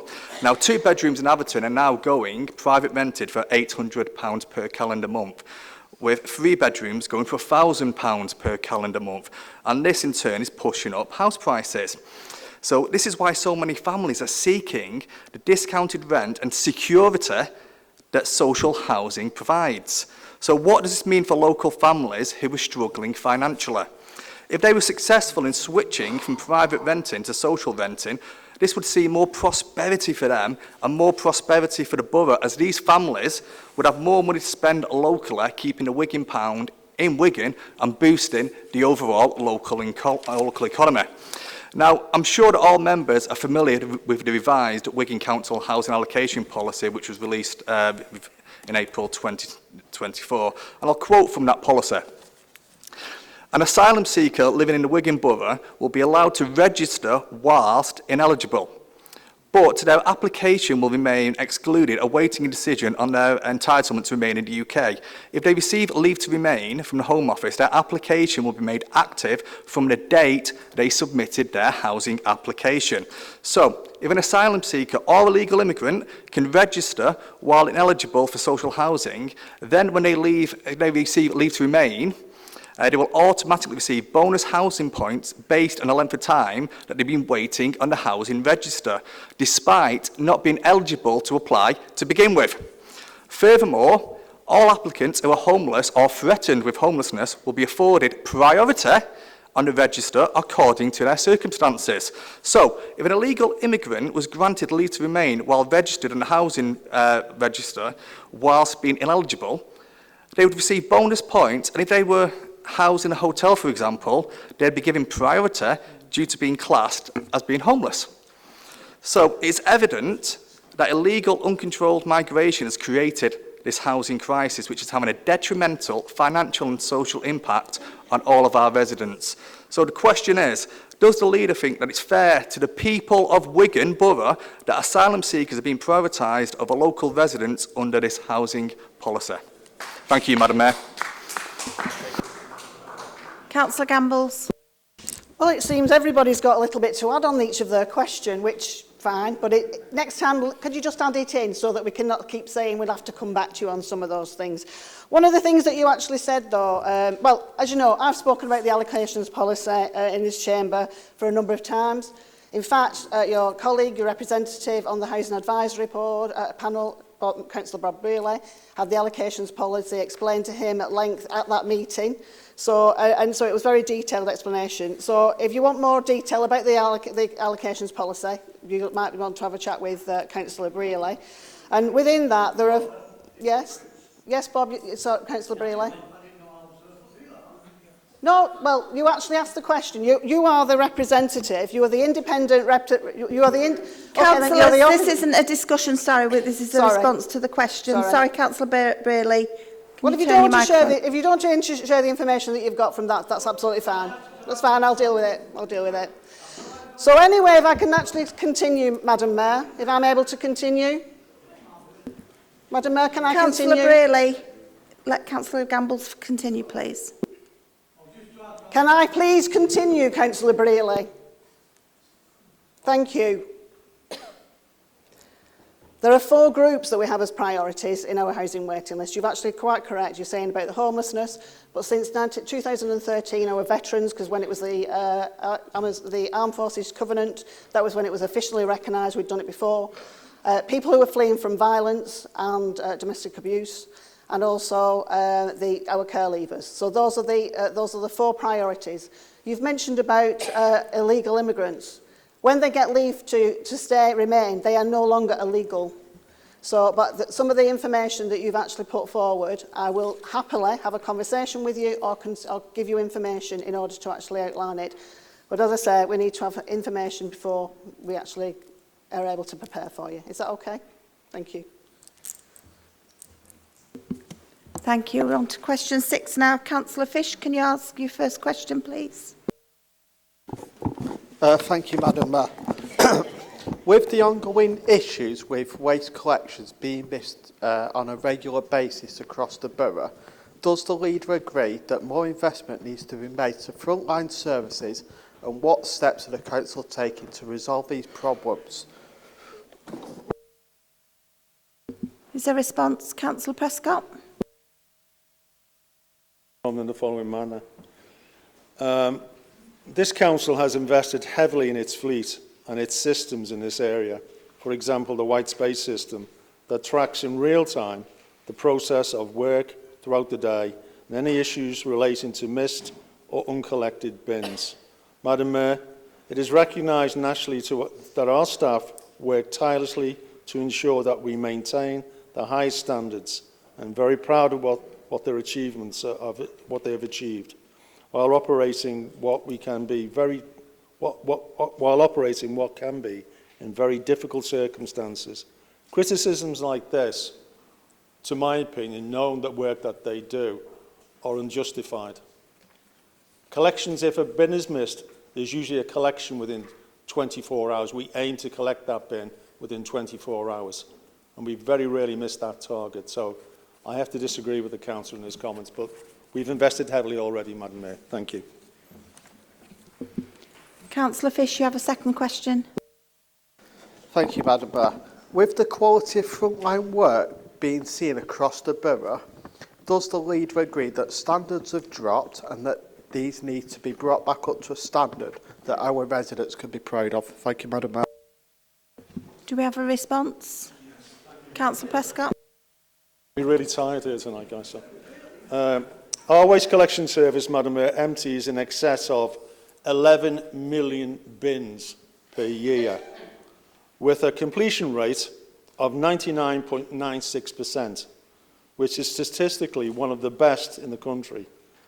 This is testament to our committed teams who day after day in all weathers go that extra mile to support our residents. The team also support over 3,500 residents via the assisted bin scheme. With such a large operation, however, we inevitably encounter unexpected operational challenges. One of those challenges at the moment relates to staff absences due to COVID-like symptoms, which has impacted on our service delivery. However, additional agency staff have now been introduced to support us through our current service challenge. It should also be noted that our teams will do their utmost to revisit any reported missed bins during their normal working week. However, teams are deployed on Saturdays and Mondays to address any remaining missed bins. and it is only on very rare occasions, as I previously said, that a resident will need to wait longer than 24 hours after the normal collection day before their bin gets emptied. I would like to emphasise that the service does proactively share any service issues encountered with all ward members to keep them fully updated. So I am surprised the ward councillor has thought it necessary to ask that question at this time. Thank you, Madam Mayor. Thank you. That brings the part of the questions to a close. It's getting quite warm and we've got halfway through the agenda, so I propose we have a 10-minute biological break to get everyone get a drink or whatever. So we'll reconvene at 1:45. Thank you, everyone. Item 10 on the agenda is notice of motions. A motion has been submitted by Councillor Reedy, which is set out on page 145 of your agendas. Councillor Reedy. Thank you, Madam Mayor, and can I firstly say a massive congratulations to all our Green Flag winners, which is testament to the work of our volunteers, staff and councillors. And many more of our parks are on the radar of the Green Flag Award. A special mention must go to Atherton Central Park, which is in Councillor Wales's ward. And a special mention to the Bridges and Goulburn in Bloom who've retained their community element. And it would be remiss of me not to mention Councillor Hodgkinson and the work he did at Jubilee Park over many years. Don wasn't always the easiest colleague to get on with, but I know the work that he did in Jubilee Park was second to none. Can I just take a bit of licence really with this and talk about our parks? When COVID came, our parks played a massive big thing in mental health and improving our well-being, and it was really well used. At this point, the leader asked myself and Councillor Prescott and Jim Moody to visit a number of parks, and what we found, to be quite honest, was a disrepair of signage, work needed doing in them parks. Over years, there'd not been the finance had gone in, and probably the care. And I'm happy to announce that 90% of signage in our major parks is now complete. That's 35 parks. We've got 19 parks which have seen major improvements, and 14 are in the pathway programme. And yesterday we agreed the play strategy, which will see our smaller play areas come into force and those which have been accepted in phase 3. And this is rated through a RAG system of need and accessibility. Can I say all this positive news in a few weeks of a Labour government is really good to hear. We look forward to welcoming the Government Minister to see how well our parks are and the fabulous work that we do at Wigan in leading the way. Accessibility and condition of our parks is foremost in everything that we do. So it's a massive congratulations, and like I said, this comes down to volunteers, staff, residents and everybody working together to improve them parks, which are really important to us. Thank you, Madam Mayor. Is the motion seconded? Yeah, second, Madam Mayor. Do you wish to speak now or reserve your right, Councillor I'll speak Fletcher? now, Madam Mayor. Thank you. Yeah, so I'm happy to second Councillor Reedy's motion. I think it's important we put this into a bit more context in terms of, as we all know, local authorities and councils for 14 years have struggled under the Tory governments, stretching finances and services to breaking points all of the time, Madam Mayor. We've even seen some councils and local authorities water down or at least get rid of some non-essential services. But here in Wigan Council, under the leadership of a Labour Party cabinet, we're in a position, a proud position, where we can boast not one or two green flags, but I think five or six. Now, that's not only just a standout in Greater Manchester, that's a standout in the northwest.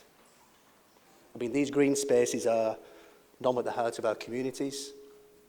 It's where we go for jogs, picnics, so we take our kids, grandkids, and, you know, looking around, maybe some great-grandkids, I don't know, maybe it's too young yet, this audience, even the public gallery, maybe. But I, for what I'm proud to be part of, the leadership team, along with Councillor Molyneux and Councillor Reedy, in making sure our green spaces are prioritised and valued. Now, Councillor Reedy mentioned Jubilee Park. And in my view, it's a perfect example of a well-managed green space. Now, I will concede that the flower park, all right, okay, so the flower park is 10 metres into Bryn. So I'm not going to... What's that? So I will concede that, and I want to start a social media battle. I think we've got enough keyboard warrior councillors already, so we don't want to go there, do we? Now, but Jubilee Park is a perfect example of community, volunteers, and staff working together to achieve something bigger. Now, that's recognised in the Green Flag Award.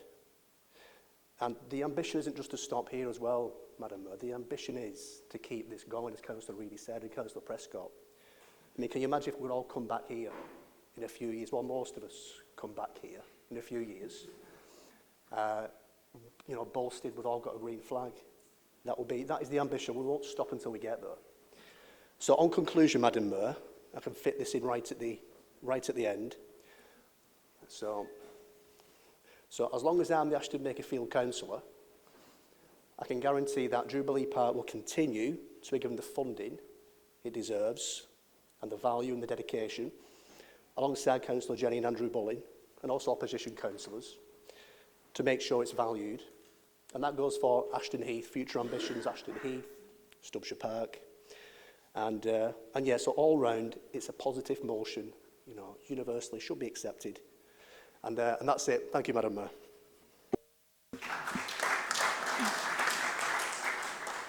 Thank you, Councillor Fletcher.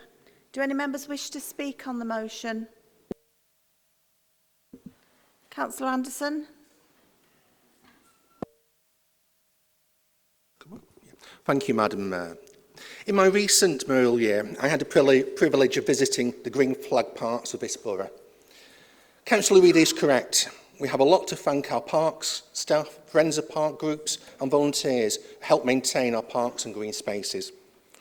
One of the major successes of this council has been its land reclamation scheme over the last 50 years with our industrial and mining past. We've produced fantastic facilities such as Pennington Flash, Wigan Flashes and Three Sisters.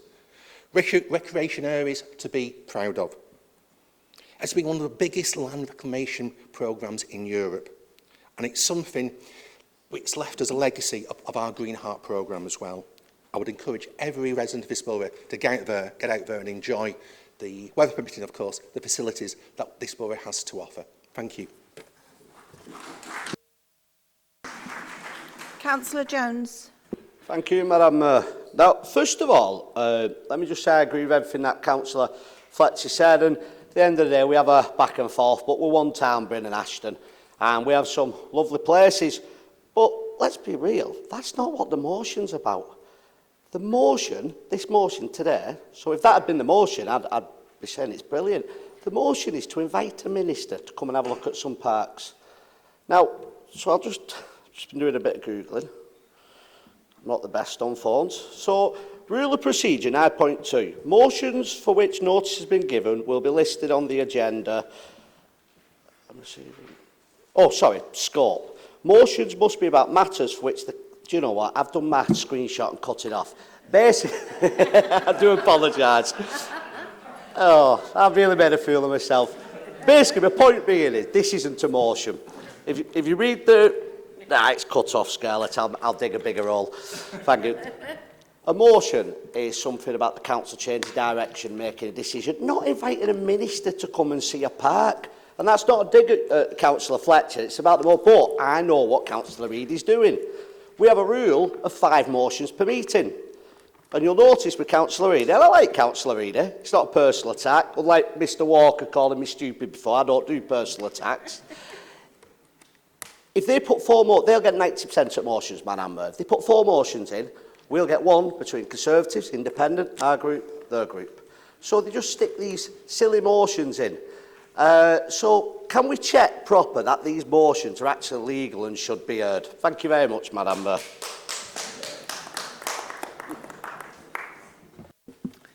Thank you, Councillor Jones. I've been informed that all motions have been deemed competent before they came onto the agenda, but we take your point. Thank you. Councillor Barry Taylor.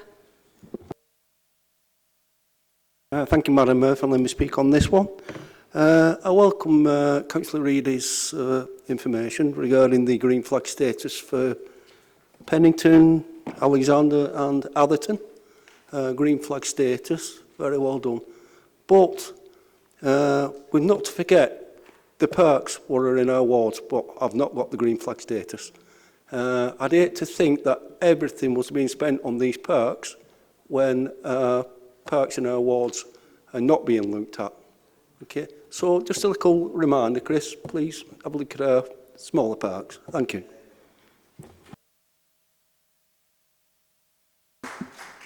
Councillor Hodkinson. Thank you, Madam Mayor, for allowing me to speak. I do welcome this motion about the park, but we've just got to remember that Mains Park, Pennington Park, Alexandra, Jubilee are all parks what get the top cut of the money to be maintained by proper groundkeepers. Yeah, Allerton Central Park is a park which is maintained by a friends group. You know, the council do very little apart from cut the grass and the hedge cutting once a blue moon. So as a member of the friends group, you know, they've been really on, you know, cloud nine that they've actually achieved the green flag status.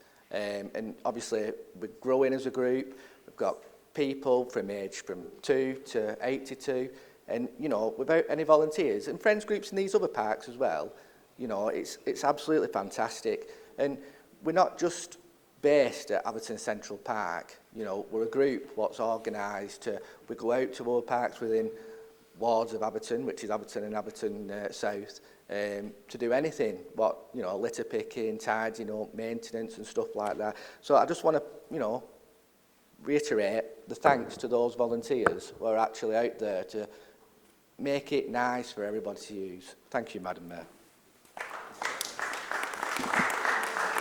Thank you. Councillor Gerard. Thank you, Madam Mayor, for allowing me to speak on this, and thank you, Councillor Reedy, for fetching this to the Chamber. I'm a big advocate of green spaces, parks. They should all be well maintained and well used. And I'm over the moon that Atherton has been awarded this green flag status.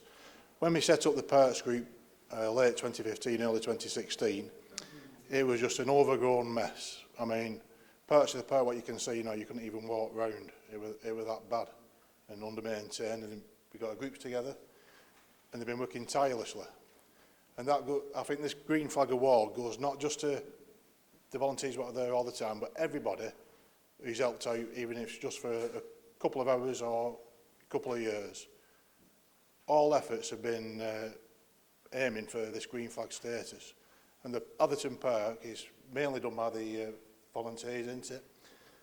But the council, we have had support off the council. We've had new paths fitted in for like an exercise track. There's still things that need to be done. You know, we need a new playground, basically. We get rid of the old sand, which is a motion that we've proved before. But when we set the group up, we were going to call it just Friends of Atherton Park. And as Jamie mentioned, because you have to have a constitution, we put the S on the end, so it's Friend of Atherton Park, so we can, if anybody else wanted to set up a volunteer group, they're quite welcome to come under our banner and utilise that park, get it cleaned up. So, Councillor Taylor, I don't know if you want to go down that route. You know, you get an army of volunteers together, and I know you used to have one for Astley Street Park, which disbanded, and that's a great shame, because that's a fantastic park when it's up to scratch. Yeah. But yeah, this is quite welcome, and thanks to all who's been involved over the years, and thanks to the council for helping out as well. Thank you very much. Councillor Braley. Thank you, Madam Mayor. Not so often I praise Labour, but I think it's a good idea, Chris. Invite a minister down here, but make sure he brings his wallet with him. Okay. Yeah, it's, I don't think we go a bit any further than under 12-year-old for play area equipment. There's 3 players in my ward, and there are always people complaining that there's nothing for our kids when they're over 12 years old. So can we look at that in my ward, Chris, and get some facilities for them? I'd have a meeting with you, love have a meeting with you and take you round and suggest things. I have done suggestions in the past, but obviously gone on deaf ears. But obviously, now we're getting this minute and Labour are in charge. We're hoping for changes now. Can't call Tories anymore. So that's a big change in this chamber. Thank you. Councillor Gregory. Sorry.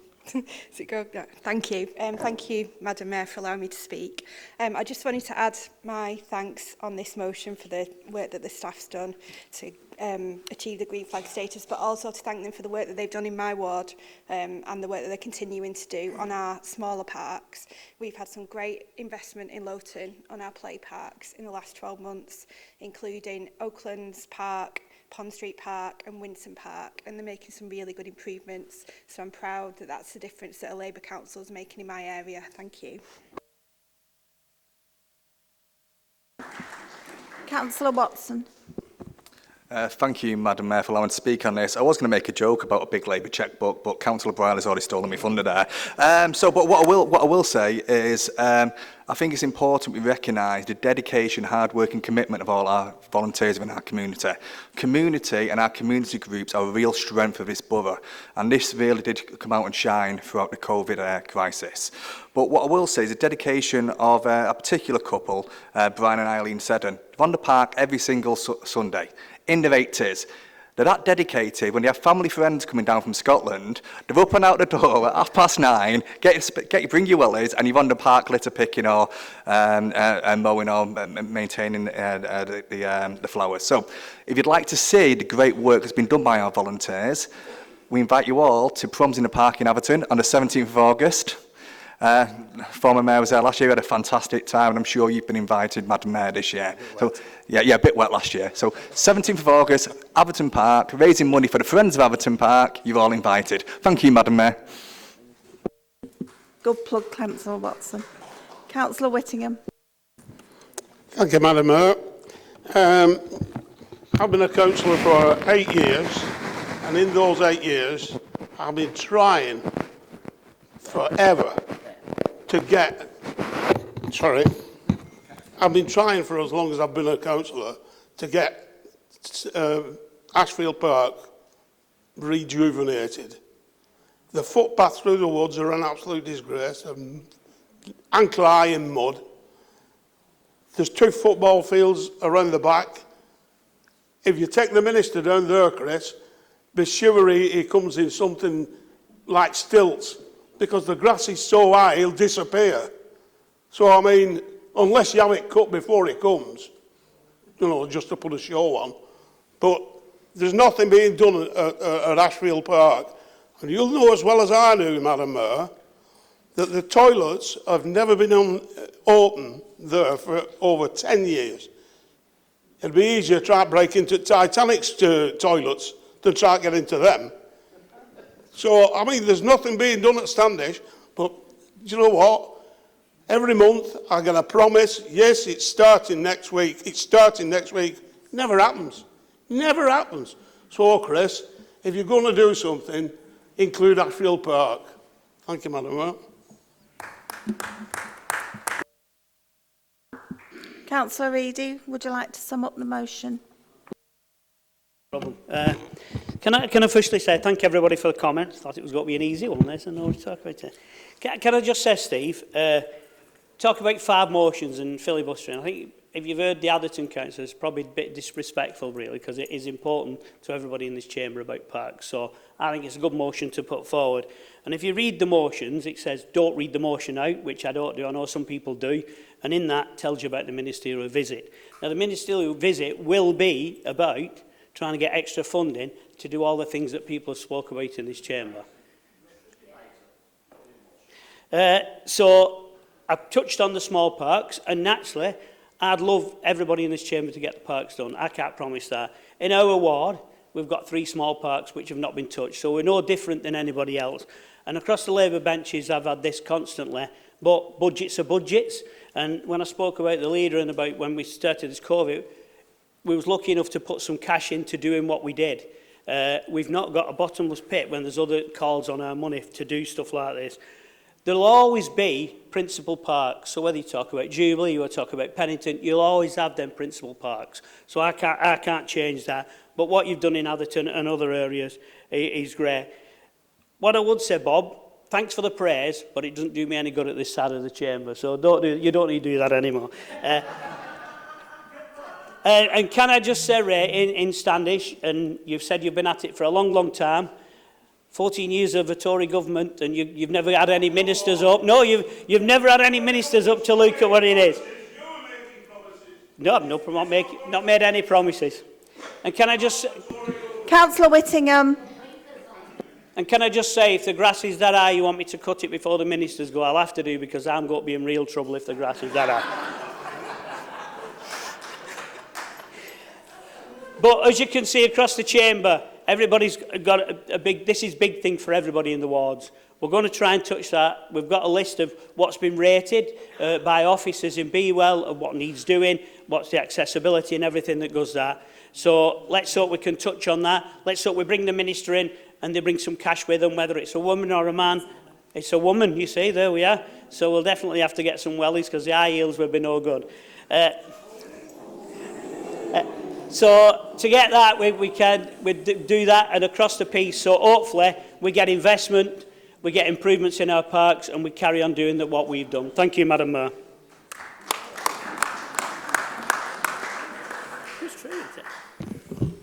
Can I put the motion to the vote then, please? All those in favour, please show your hands. All those against? Anyone wishing to abstain? The motion is carried. Thank you. Move on to motion number 2. Leader. Under proceeding motion 10C, I'd like to refer this to Cabinet. Thank you, Madam Mayor. I need a seconder for that.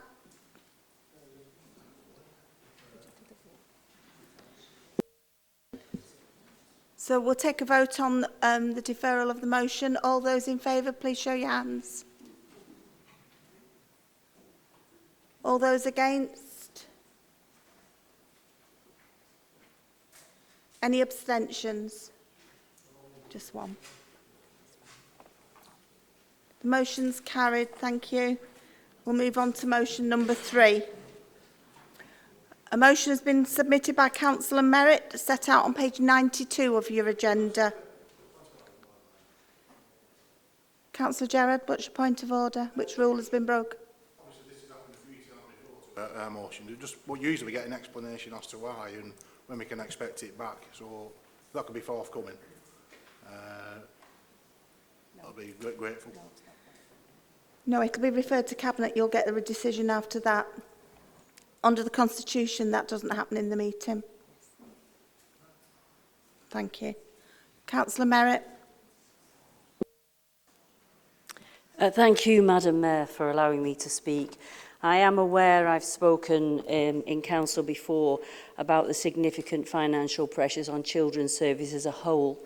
I want to particularly speak tonight about the financial pressures that have been brought about by the recent demand the demand over recent years for SEND provision, education and healthcare plans and special school places, which is placing significant financial pressures on the SEND system nationally, resulting in substantial financial and legal risks to councils nationally, and delays for children in receiving the support that they need. And what we're going to outline tonight is how unsustainable these pressures are going to be without significant additional investment from the new government. So last week in Children's and Young People's Scrutiny Committee, we received a report about SEND provision in the borough that outlined a significant resource issue for the council. The report was actually drawn from responses by parents and young people to a local authority questionnaire, which was asking them about the quality and timeliness of the SEND provision that they received in schools. And it showed that many families are concerned about the length of time taken to diagnose their child's special needs and for the child to receive the support that they need. In short, the significant rise in requests for special educational need provision for education and healthcare plans and special educational places in special schools is placing really unsustainable financial pressures on the council funding and also people resources. And that is the cause of many of these delays.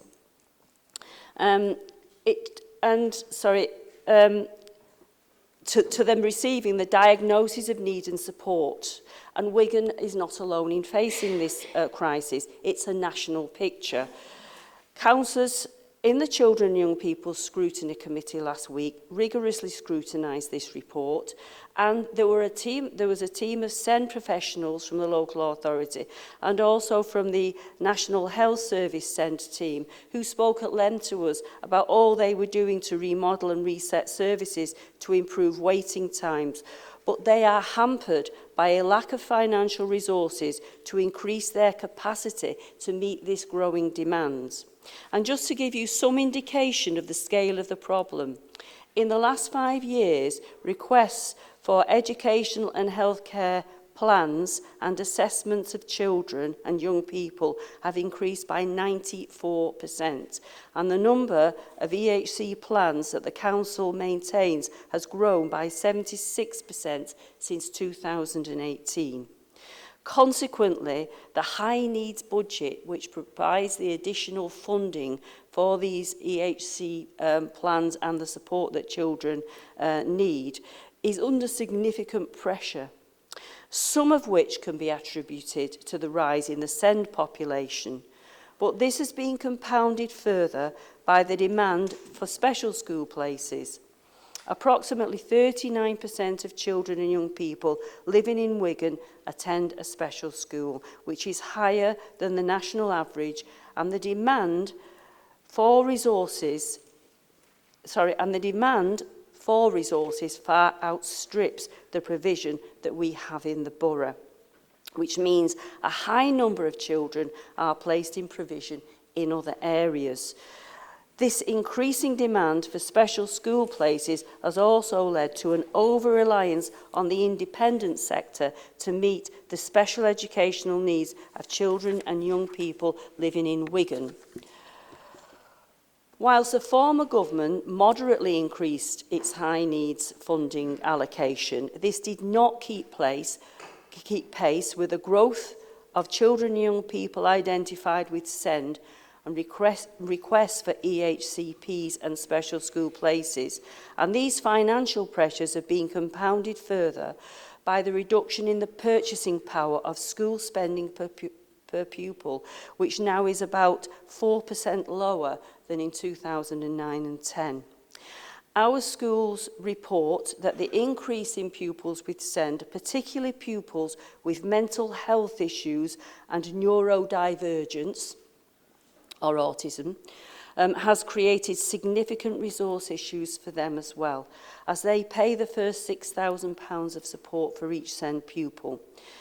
There are also human resource issues for schools in the time needed by the SEND coordinator to process applications, and further delays are caused by longer waiting time for pupils to see the educational psychologist or the NHS neurodivergence team. Schools are also reporting a shortage of trained staff to work with SEND pupils because it's becoming increasingly difficult to recruit learning assistants in schools because their rates of pay are not high enough and they're not keeping up with the cost of living. In fact, it's not unknown for people to leave a teaching assistant or learning assistant role to go and work in a shop. There's better pay in Asda, and that is a crisis which we really do need to address. Not Wigan, because I think we are still managing our budget well. We're certainly under pressure, we're under significant pressures, but many other local authorities are already at crisis point. A statutory override put in place to allow councils to keep their send deficits off their main books effectively preventing them from going bust comes to an end in 2026. This means that ministers will have to extend the override, scrap it and let councils go effectively bankrupt or bail them out. Already, a third of councils with a government safety valve deal such as that I've just mentioned are going to face bankruptcy. So the current demands on the SEND system are unsustainable without significant additional investment from the government, and it's vital the new government understands the crisis facing councils in meeting the needs of some of the most vulnerable children in this borough and in other local authorities as well. So thank you for that.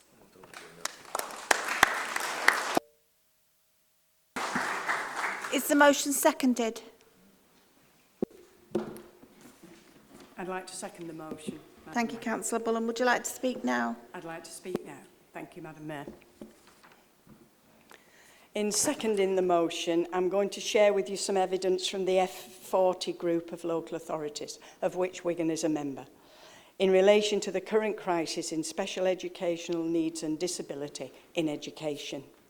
This group, supported by all the major teacher and head teacher unions, states that in England, 4.6 billion extra baseline funding is required and that substantial additional capital funding is needed to enable local authorities to provide additional SEND places. Nationally, the cumulative high needs budget deficit is estimated to be around 2.3 billion and is increasing daily. If nothing is done, that deficit is likely to be around 3.5 billion by March next year. To continue to significantly under-resource SEND services is counterproductive. As we've heard, it puts huge pressure on local authorities to make savings, and they often do that by reducing early intervention, and that then puts further pressure on the more costly and higher types of support. It also pits local authorities against families, and we have some examples of this in our Big SEND survey, which Councillor Merritt mentioned, where families become disgruntled because they feel they're not getting the help that is needed for their children and young people. All schools, both specialist provision and in mainstream, need more funding, support and training to meet the needs of SEND pupils. And the system needs major policy changes to reduce the heavy reliance on education, health and care plans and to ensure that mainstream schools can become more inclusive. From a Wigan perspective, there is pressure both in local authority terms and for schools, as the number of requests for education, health and care plans and specialist support has increased. However, despite these pressures, I'm pleased to tell you, Madam Mayor, that a recent Ofsted focus visit looking at our SEND provision in children's services in relation to transition to adult services was very positive. And this report cited partnership as a working strength, also the fact that young people are well supported to develop wider skills critical for their futures. And it was also acknowledged that our early years practitioners value the training and modelling offered by our early years team in the borough. And there is other good news. Hope School is currently being built on a new site with state-of-the-art specialist facilities and additional pupil places. Rowan Tree School, currently in Atherton, is to get a new building, and we have invested in additional places at all of our 6 special schools, incidentally, all of which are judged good or outstanding by Ofsted.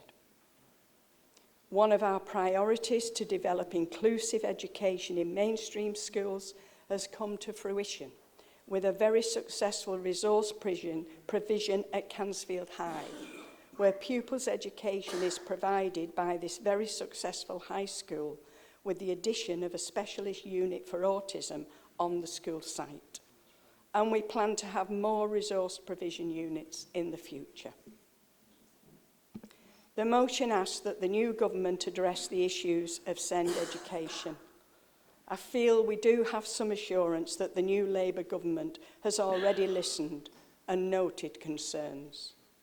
And I feel that the new government is in a strong position to rebalance the inequalities in education, and in particular in special needs education, to support our most vulnerable children and young people, whether that's by providing more resources for inclusive provision in mainstream schools or by extending the provision in specialist schools. The approach to SEND must change. Our children deserve the right support in the right place and at the right time. Support the motion. Thank you, Madam Mayor.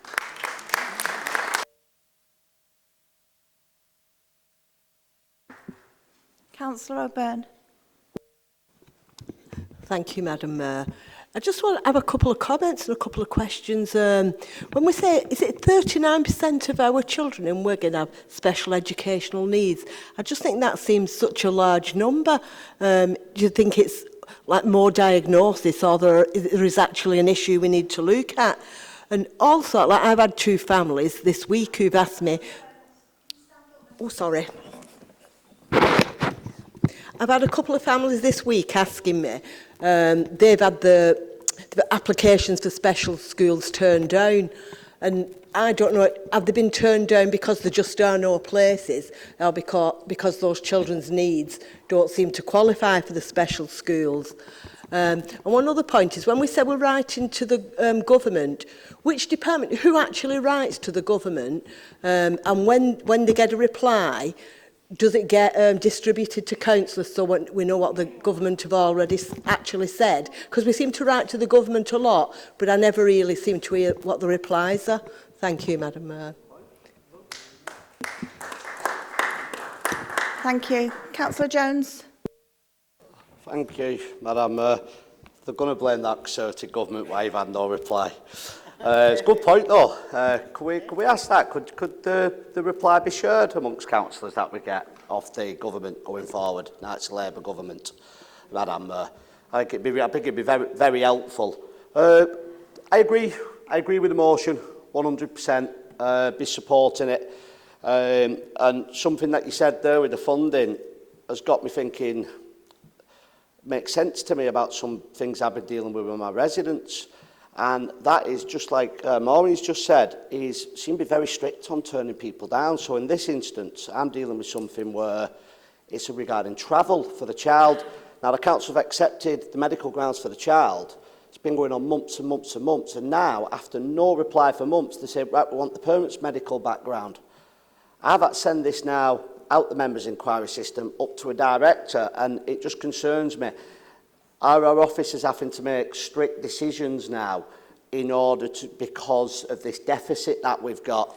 And if you could have any assistance off anybody at looking at cases like this. But yeah, we support your motion 100%. And I also need to apologise to the whole House. So a few meetings ago, I said, you're likely to get the next government, and let's see the leader's already nodding, he knows what I'm going to say. And I said, I bet you don't write to the new government, and you are writing to the new government, holding them to task, so that's great to see. So 100% support it, Madam. Thank you. Thank you, Councillor Jones. Just as a response to your legal part of your question. Thank you, Madam Mayor. It was agreed, just to address the question raised by both Councillor O'Byrne and Councillor Jones, it was agreed at a previous council meeting that any responses that were received by the council to letters sent to government would be announced at the start of council meetings, and that they would be brought back in that format. Councillor Eastoe.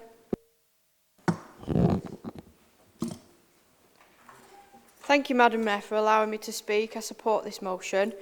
There has been an increase in EHCPs in addition to parents feeling like they won't get support without one.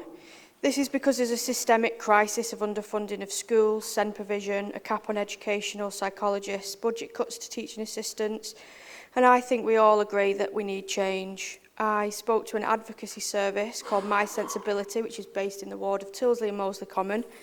She agrees that the assessments prior to the child's EHCP should be in the form of early intervention to school support and a financial package which reflects the need. My worry is always that if schools can't deal with the capacity of young people that need EHCPs, children are going to high school without them. And if the high school doesn't understand their learning styles, their behavioural needs, they're branded as naughty and not suitable for mainstream. Rather than the high school being aware of the nurture that these young people need and creating areas in the school which allows them to thrive. This has been a national failure for SEND children and their parents, and although we are in a new era of change, we are already at crisis point.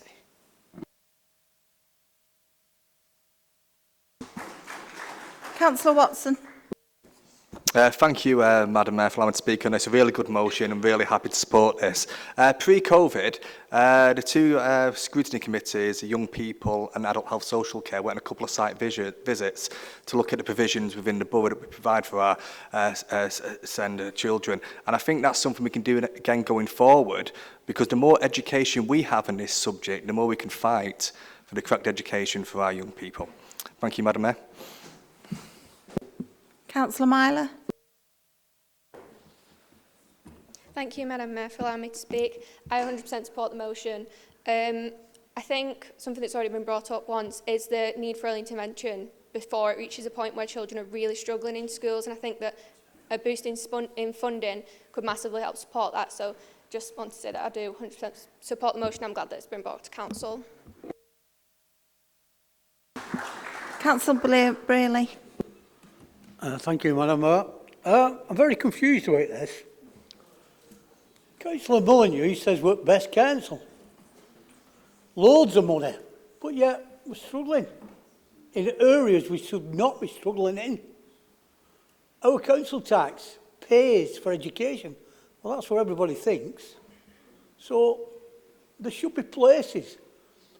We're inviting immigrants over, asylum seekers. Councillor Brayley, can you stick to the motion, please? This is about the SEND provision. What? This is about SEND provision. Yeah, but they've got families in these foreigners coming over, haven't they? That's not part of the motion, Councillor Brayley. Yeah, it's about getting more education. Point of order. You're breaking the rules. I don't agree with what he's just said. But if he's on about more people being here and more resources, even the mayor doesn't have a right to shut an elected member down. People die in this country for the freedom of speech, Madam Mayor, and I don't agree with what Councillor Brierley said. But you have no right to shut him down because none of you like what he said. That's how we get change, by talking about stuff and disagreeing with yourselves. Councillor Jones, it's not about not liking what he said. It's about sticking to the rules and the motion. There's the rules. It's all about resources. But what he was talking about wasn't to do with the motion. It was about immigration, not SEND provision. More people. Well, it weren't about immigration. It's about the motion. Immigration, people are coming over with families who's got children and we've no places for them because we've no finances to cater for our own. It's about the budget. That's not part of the motion, Councillor Brayley. That's not part. No, it's not part of the motion. All right, yeah. So can we have a look at that? I've got a young girl in my ward. Can you write that in as a question for the next council meeting, if that's what a question you want to ask? Yeah. I've got a family in my ward. The young girl's been bullied. She's been dying to get back to school. That's not part of the SEND motion, though, Councillor Brayley. Finances. They can't get her a place because of finances. But we're not talking about general finances. We're talking about the SEND provision. That's what is in the motion. We can't cover all the finances. We need to stick to the motion, or we'll be here till midnight. Unfortunately, if you have a question, please enter it separately. But if you want to make a comment, please stick to the motion. No, what I'm sick of, Madam Mayor, is every time I say something, you find an excuse for say you're going off the motion. I'm talking about the background of the emotion. You don't do it to these lot, you do it to me. I think you'll find this is the first time I've said this to you. So No, I'm asking you to stick. In the past, all the time, you know what I mean? Well, this is my first council meeting and I'm saying for the first time that We'll this find isn't out to part the of the next motion. council meeting, Madam Mayor, when you interrupt me again. I'm asking you to sit down, Councillor Brearley. Thank you. Does anyone else wish to speak to the motion? Councillor Merritt, would you like to sum up, please? Thank you, Madam Mayor. Just to answer Councillor O'Byrne's question, it is the Directorate that write on our behalf to the government. I think that's right. Just tell me if it's not. Yeah, it is, yeah. Basically, you know, the current system needs to be overhauled. Council tax doesn't pay for education. We know that a vast amount of our funding actually comes from the central government budget for the local authority.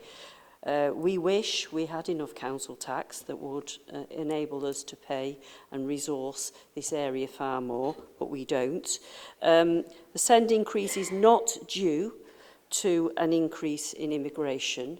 The send need is due to a whole range of matters, actually better diagnosis of neurodivergent conditions such as autism, ADHD and so on, that previously probably went undiagnosed, and also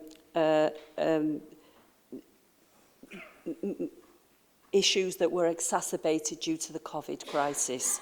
But the increase in the diagnosis and the understanding of some of these mental health conditions and learning conditions that some of these children have has placed an incredible burden on councils to try and meet that need.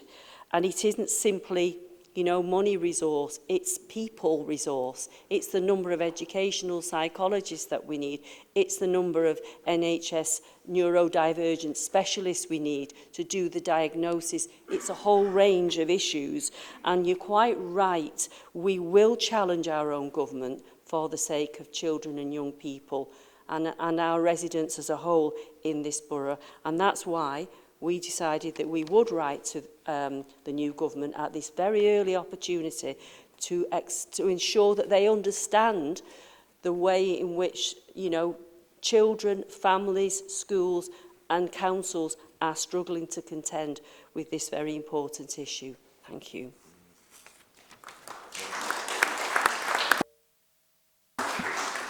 Can I put the motion to the vote, please? All those in favour, show of hands, please. Anyone against?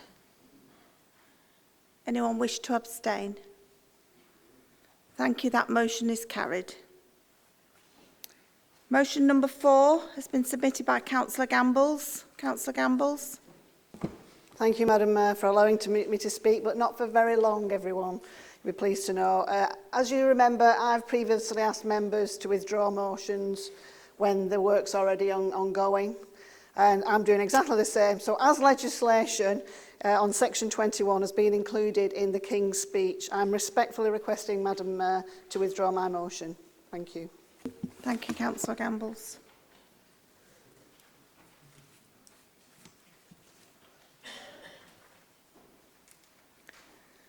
Motion number 5. A motion has been submitted by Councillor Cunliffe, which is set out on page 146 of the agenda. Councillor Cunliffe. Right, apparently it's me, Madam Mayor. Under section 10C, procedural motion, I'd like to refer this to Cabinet.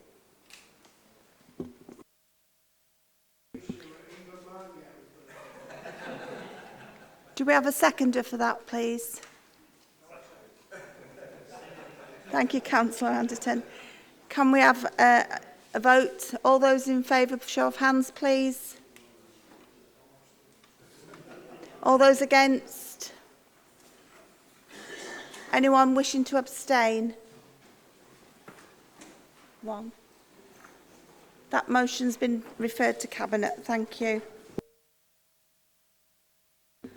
Thank you, everyone. That concludes tonight's business. Hope you have a safe journey home.